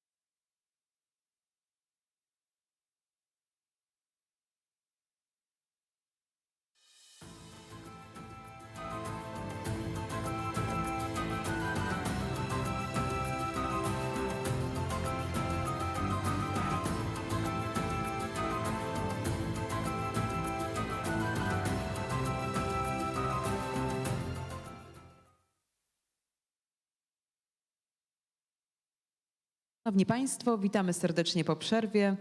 Ladies and gentlemen, welcome after the break. I hope that you have enjoyed your lunch. We certainly have enjoyed it. Ladies and gentlemen, during the following breaks, we invite you to visit the space that we have organized for you as the Chancellery of the President of the Council of Ministers, the space of the future labs. It's in the courtyard of the beautiful Krasiczyn Castle. In that space, you can play a game developed by the Institute of National Remembrance, the Ciphers game, where you will have to solve difficult puzzles. Don't worry, you can pass to the following levels, and we do encourage you to participate in that. Just see what you can find in every Polish school. In every school you have microcontrollers, 3D printers, and plenty of other modern technologies. We do invite you, and we do it very cordially. We also invite you very cordially and welcome and re-welcome you to the conference Europe of the Carpathians, initiated by the Deputy Marshal, later Marshal, now Minister Marek Kuchciński, one of the most longevous conferences of that type in Europe. We are very close from word to deed. We gather not only fantastic theoreticians and experts, but also practitioners. We're into a mini program block on Ukraine. Let's start from a presentation on the role of civil society in defense and transformation of Ukraine. The participants of it are Mr. Mikhailo Kari from the Center for Transformation of Ukraine.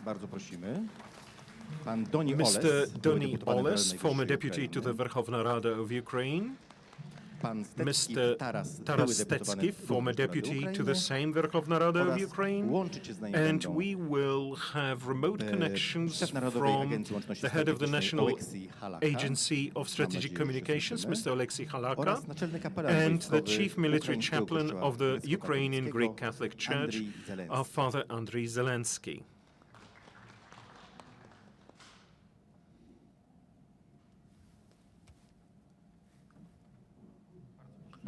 Yes, please.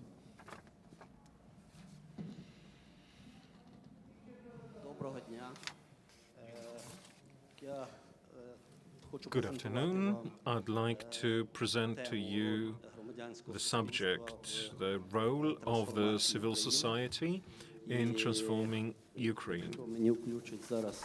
And if I'm allowed, I would like to request the slideshow, and I'll be ready to share it with you. By the decision of the leaders of the G7 from the 12th December 2022 was to set up an international platform for coordination of donors.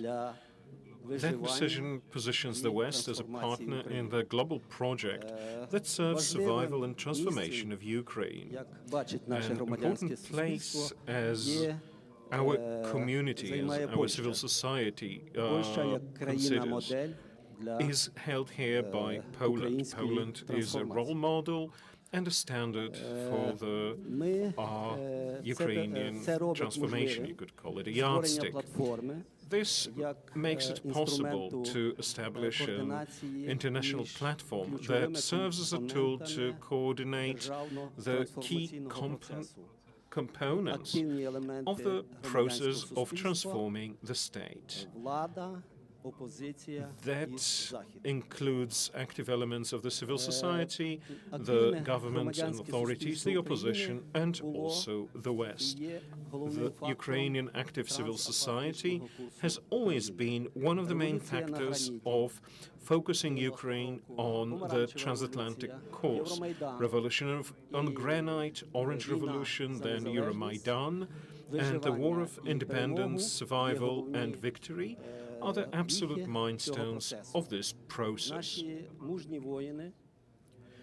Our brave soldiers, warriors, comprehensive territorial defense and volunteers have shown how powerful and strong our society is and how well it is organized. We have worked on certain tasks that the structured civil society is supposed to do, to inspire and support the authorities, to explain the purpose of the process of transformation to the general public of Ukraine. But this also goes further into supporting local government, monitoring the process of transformation, assessing its results, and setting up proposals and drafting recommendations, all that to ensure and structure the civil society and make sure that it participates in all coordination councils that we intend to establish as instruments supporting that process. We started that from establishing a network of local leaders for supporting the transformation of Ukraine. And today, please let me present to you some elements of that network.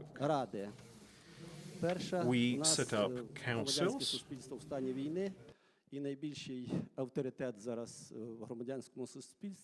Well, you know, there is war, and the highest authority among the civil society is enjoyed by the soldiers and veterans, people who are actively fighting at the line of the front, those who have returned, and that course is now coordinated by a gentleman who unfortunately couldn't arrive here because he is often on the front himself, but he will connect to us remotely. The second group are the volunteers. It is followed by church leaders, then the private sector, followed by activists, people very actively involved in civil society, and the sixth are cultural leaders. And then a decision has already been set up has been taken to set up a special sector of military chaplains. In our legal sphere, the law on the chaplains has already been approved, and you will have an opportunity to listen to our head chaplain, but he will also be connecting to us remotely. That project is a continuation of another one that we run with Poland. Our civil society has run it for a number of years already, and in this project there are also representatives of Poland and of the West. And we have with us Jerzy Kwieciński and Jan Tombiński.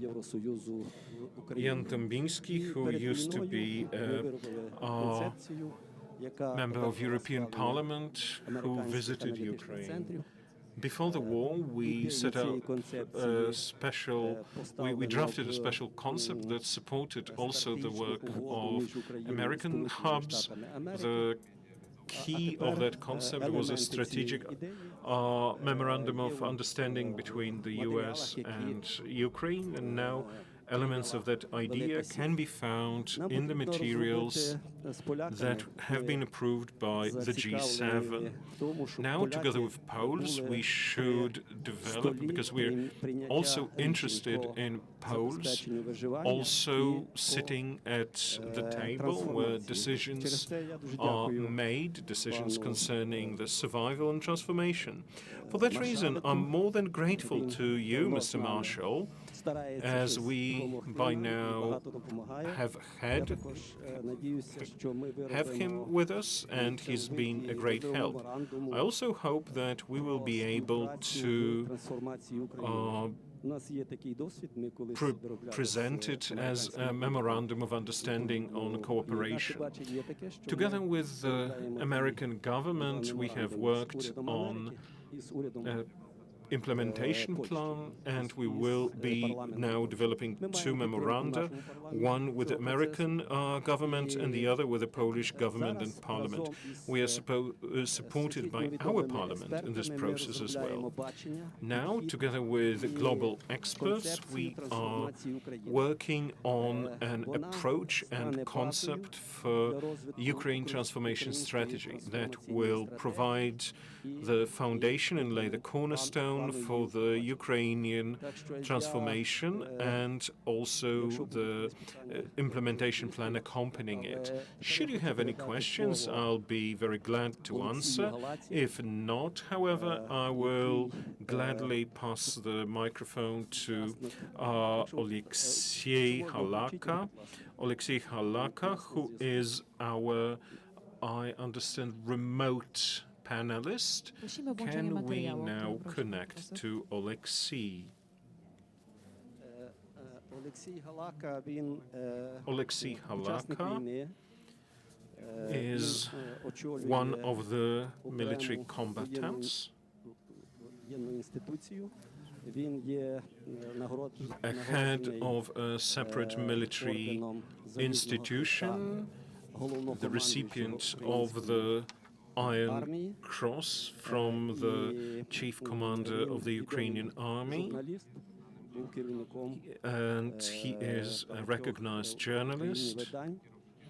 He was the editor-in-chief for many Ukrainian publishers, and now he stands at the helm of the National Agency of Strategic Communications, a hero of Ukraine, a contemporary hero. And now I wanted to ask Alexei to take the floor, and we'd like to listen to him. He is in Kiev.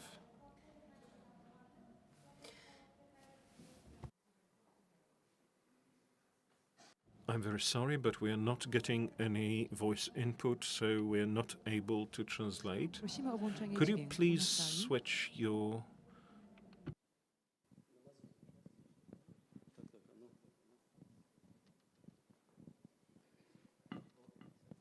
Alexei.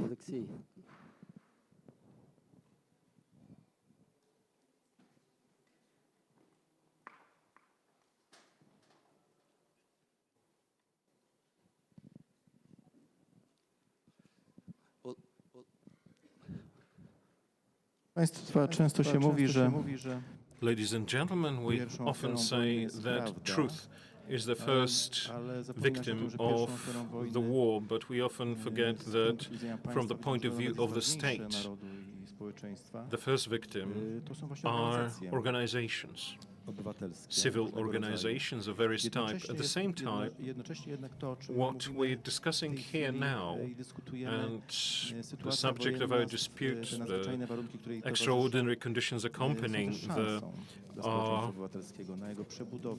current situation, are an opportunity for reformulation and activation of the civil society, for improvement of its organization. We discussed it to a certain degree. And in the first address, Minister Naimski mentioned, that was still before lunch, how important it is to use the time of war well and to think what's going to happen after the war, to use those weeks, to use those months, let's hope these are not going to be years, that are so difficult in Ukraine, also to reform the state, to reform certain mechanisms, so that the state were compatible with the European Union as quickly as possible, to make it more efficient than before the outbreak of the war. I discuss it a bit in the context of the civil society, of the activation of individuals. It's a natural part of every war. People help one another in Ukraine. We can see that in all the reports that you can see in Poland. Do we have the sound from Kyiv? I've been told that there is only a technical glitch, so we've changed the order of the panelists, and perhaps we now start from a local discussion, and we'll try to connect in a moment. Well, could we perhaps try to connect to Father Andriy Zelinsky? I believe that is another opportunity. He is the chief military chaplain of the Ukrainian Greek Catholic Church. He is a university graduate, and he is an officer, and he has his officer ranks from the US. If we could connect to him, we would learn what the military chaplains do in Ukraine.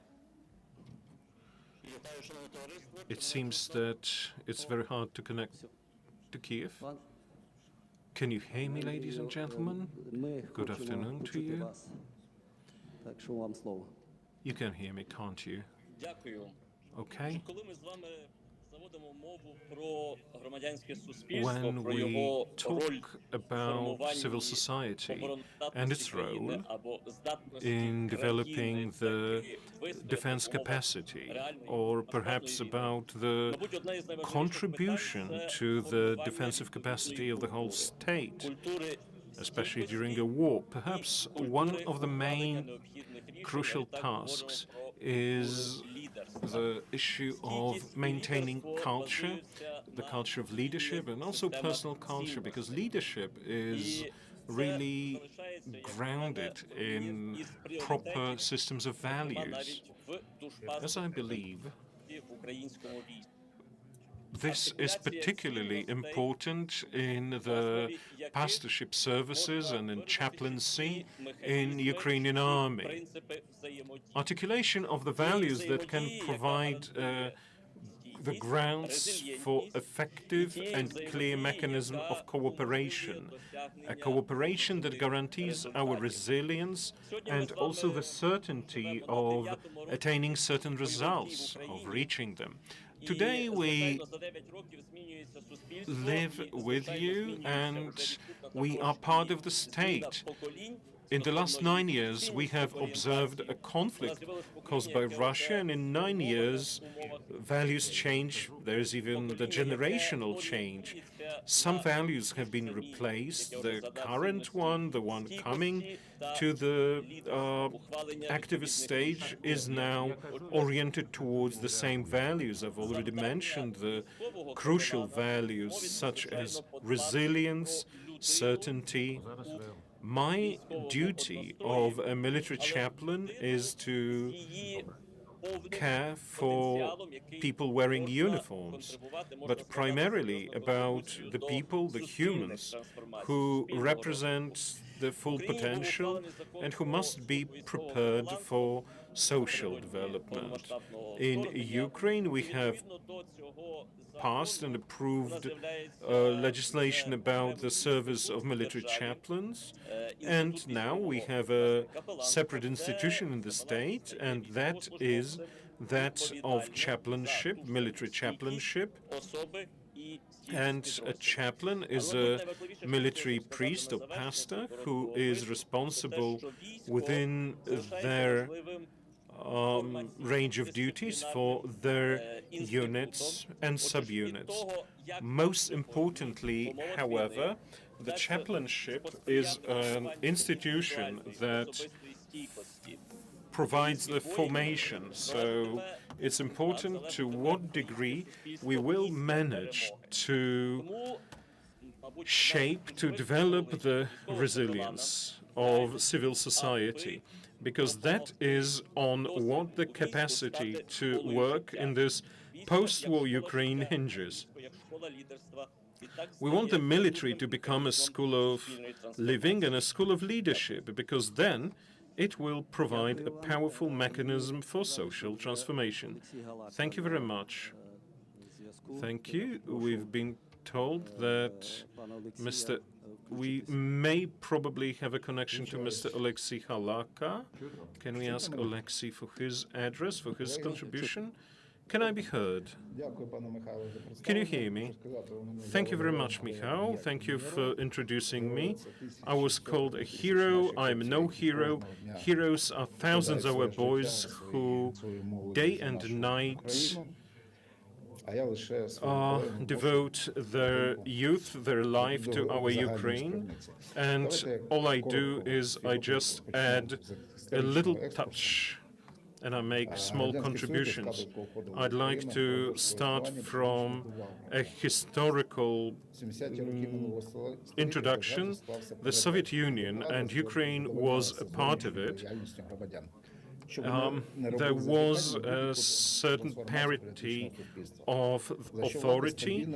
Citizens were supposed not to think about any potential for a society. In return, the government provided the minimum of services and goods.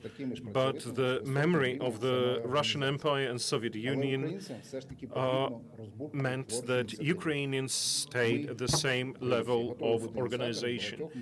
We, the Ukrainians, are ready to be active volunteers who support the army from the beginning of the Russian-Ukrainian war. Our civil society was self-organizing in defense of the society.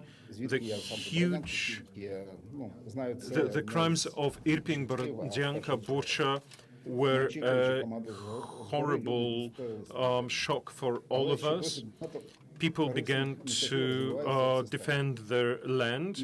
Many initiatives developed among the activists. Unfortunately, when they run into barriers on different levels of authority, volunteers simply don't know what to do. Projects receive support, but they don't receive it. All you can do is you can work on volume. If tens of people can be ignored, hundreds and thousands are harder. Being active soldiers, we also work for the sake of peace. By our example, we prove that people who do mind should work together. We build teams. There is a special hub that helps to improve the technology in Ukraine, the technology of the armies of the forces fighting against the Russian aggressor. We also make inventions. Our information is also important on the front.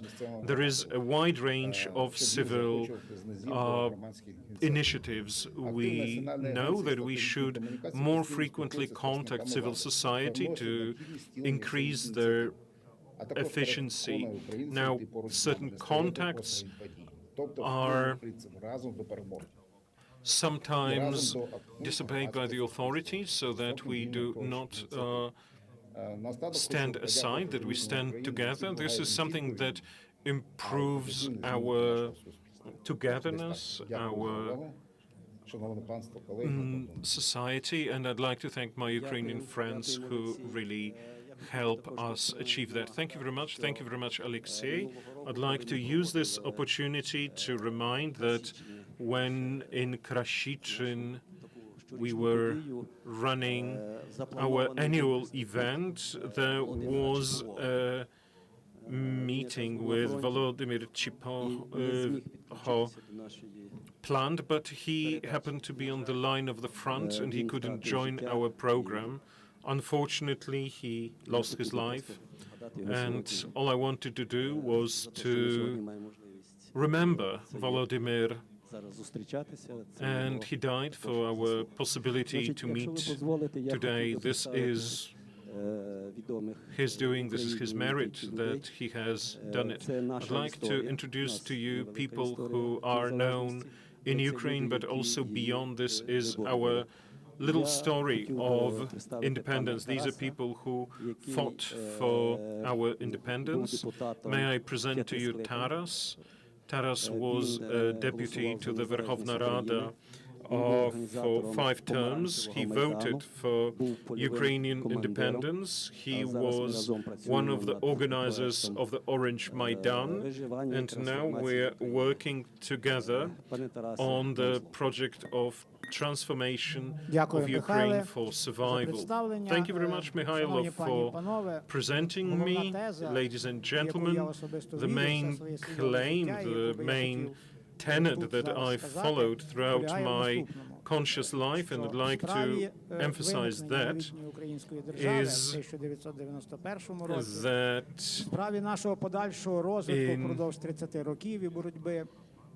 in 1990, fighting for freedom, we started that, and now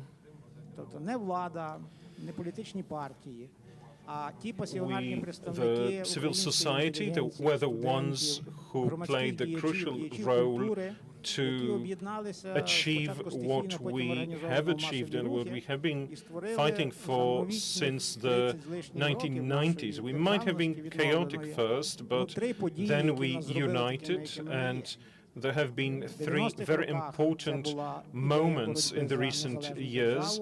In the 1990s, that was the idea to fight for an independent state, and the face of it was the student revolution on granite in 2004 that was against the doctored election, and then the idea to fight for the European perspective. So now, when many people actually wonder at how Ukrainians could really push the Russian aggressor away. In the beginning, they seemed to be 10 times as strong in numbers. The reason is actually very easy.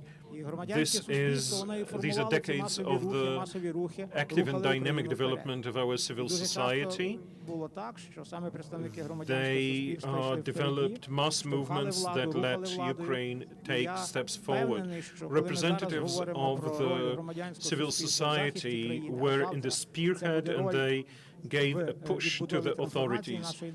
If we support in defending the country, and tomorrow we will play a role in rebuilding the state, I have no doubt that hundreds and thousands of representatives of the sector will participate actively in rebuilding, in the reconstruction, and perhaps the greatest contribution, apart from what Mihailo said, the greatest contribution will be in one more thing, namely that the civil society is capable of reinforcing this with new ethics, with new morality, that probably will be a very good subject for Denis or less, but in the last 30 years, and in the last year especially, we Ukrainians discovered within us things that had been dormant for so long, but they proved to be our ideas, the ideas of fight, of following the values, and trust, without which the civilian movement and the civilian self-defense would never have occurred. Fighting for the ideals. All these are traits of the social, of the civil society, and I believe that this will be also part of our society in the decades to come, and the whole world can see it. In Ukraine, we sometimes believe that the main reason why Ukraine's survival was the triangle of survival, that's of the community, military, and the powers, authorities. Ukrainians, for the first time in perhaps 700 years, proved that they are united, not divided. I would like to make that conclusion and express hope that perhaps in the future it will be the society, authorities, and our Western partners who, as I hope, are ready to help us in that. Thank you very much. Thank you very much, Taras. Now I'd like to present Oles Dani, if you may, because we are already in overtime. So Oles Dani, who represents our first Maidan on Granite, he's a boy from the University of Kyiv, a youth who defended the Lithuanians who were fighting for their independence and the movement in Ukraine. Oles was a deputy to the Verkhovna Rada for 2 terms. And in our parliament, as a member of our parliament, he defended Ukraine against certain contracts and treaties approved or forced by Russia, and when they introduced actual bandits to the parliament, then Oles for 2.5 months had to be in a hospital. Just when those treaties between Ukraine and Russia are being approved. Oles is an intellectual, he has his concept, and he will discuss it. So, Oles, the floor is yours. Good afternoon, ladies and gentlemen. Thank you for giving me Дуже the легко opportunity представляти громадянське to speak суспільство to і you говорити про today. нього позитивні речі. It's easy to represent А the якщо civil спробувати подумати критично, society, Ukrainian а чи все civil так з громадянським society, it's суспільством в Україні? easy because there are a lot of good things to say. Абсолютно Can правий пан we Михайло, все своє життя outline я беру участь в some громадянському суспільстві. critical З 80-х років мені shortcomings? пощастило, що брати участь в виборюванні незалежності України. Is the civil Так я очолював society in Ukraine першу doing українську революцію, good? перший Well, Майдан I've в been involved 90-му for році, many студентську years на грані. in Але чи fighting все for так з громадянським Ukrainian суспільством? independence, and I've been one У of мене the підозри, що ні. leaders Якби з громадянським суспільством було все of так, як ми the хотіли б, revolution on Granite and the то за Maidan of 9 років independence. під Well, тиском but I громадянського must say there are суспільства за some 9 років deficiencies Україна in могла our побудувати movement. єдиний патронний завод. The civil Зараз в society Україні has нема been патронного truly заводу, active тому що for був 10 один years, окупований в and Луганську в 2014 році. think І за that 9 років, попри всю everything нашу критику, went good, we would be able to build тиск на a владу, self-sufficient не munition побудували жодного production патронного заводу. site. You know, we've been putting pressure on authorities for many years to build such production sites, but the authorities didn't listen to us and were involved in other different projects. But it's a simple project, the munition production side. There are other steps required as well. So I believe that our pressure has not been enough to effect change. It's not easy for us to effect change in Ukraine. And it's true that it's a bottom-up approach with very, very specific individual action. However, it is not a structured movement. My friends are now being killed on the front line. My friends and the children of my friends. The son of one of my friends just fell at the age of 25. I knew well his parents. Another friend of my son died at the age of 23. I saw them, saw how they grew up, and they were also involved in the civil society. And the commitment was really individual. It's not structure that fights on the front line. No, they are specific individual people, individual citizens. What are the perspectives after the war? Well, together with Taras, we've been involved in all Ukrainian revolutions. In the early 1990s, the revolution on Granite, then the Maidan of Independence, then in 2014, individual civil activity and activism, but we didn't win, actually. Why? Because we were simply replaced by people who were interested but in corruption. In Poland, there is a very robust civil society we dream of. We don't have the prosperity of Poland. We don't have the army, the economy. We don't have the army that could be resilient. 95% of our security services changed their ranks. So it shows that probably we were not that effective as we thought we could be. We've been doing a lot. Polls would give us a lot of support. And I believe that together we will be able to prevail over our fascist enemy. And I do hope that after the victory, we will do our best to prevent the re-emergence of people who are corrupted, oligarchs. I think that we will be proud of our stance on the front line. But right now we have to see what was missing during our previous revolutions, and I think that the major shortcoming was the lack of structure. That should be a sort of a base to build new structures. Actually, the leaders of previous revolutions became MPs, and then they were minced by the machine of politics. That is why we decided to set up the Forum of National Transformation, to set up structures that would create a framework for individual civil activity and activism. We would like to translate this activism into specific, tangible outcomes for the society. And to end, Taras said that before, and Father Chaplain said that as well. It's about the worldview, it's about the values that we share, and we work on the concept of social happiness. And the concept says that new worldview should be promoted. There will be no outcome without ethic, behavior. Every activist without an ethic can become a member of parliament and steal money, become corrupted.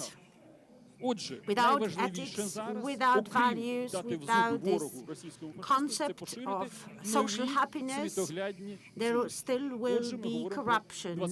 We still will be rigged by corruption. That is why we need to promote the ethical values. Every Ukrainian, whether woman or man, should have the right to be happy. And our social happiness concept says that this is our main task to come. Glory to Ukraine. Я дуже дякую вам всім, що ви почули нас. Thank you very much. I'm very much appreciative of the fact that you have seen our point of view, that you have seen our best representatives of the civic society, where we have history, where we have the future. So much depends on Poland right now. Poland has become a saving country, in fact. As our president said, that Rzeszów and generally Poles were deemed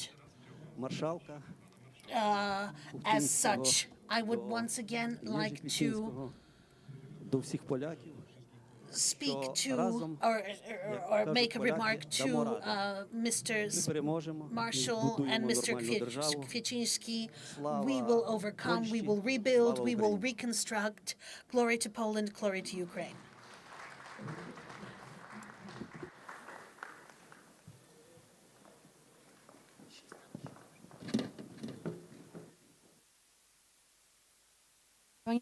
Mieliśmy przyjemność wysłuchać We had the tutaj pleasure wykładu, of prezentacji listening to the lecture na temat roli presentation on the społeczeństwa role obywatelskiego of the civic w obronie i society transformacji in Ukrainy. the Teraz przechodzimy do transformation kolejnego of tematu, Ukraine. niełatwego Now we're tematu. moving to the next topic, not an easy Prezydent topic. Woodrow Wilson President Woodrow miał Wilson słynne had wystąpienie, his które mówił famous o 14 presentation where he punktach, talked a about the wśród 14 nich był points. jeden z punktów One of dotyczący the points Polski, regarded przywrócenia Poland, Polski bringing back na mapę Europy, Poland na to mapę the Polish świata. map, to the map of Dzisiaj the tak world, to the map of naprawdę Europe. przypominają nam się tamten moment, kiedy musieliśmy wolności, demokracji Polski, regionu, w którym się znajdujemy, a dzisiaj mówimy tutaj i tak naprawdę musimy wypracować nowe ramy tej wolności, democracy in this part of the world, transatlantic world. Dlatego tutaj jest to bardzo ważne, że na polu właśnie na terenie Europy Karpat mamy szansę, żeby rozmawiać o tym,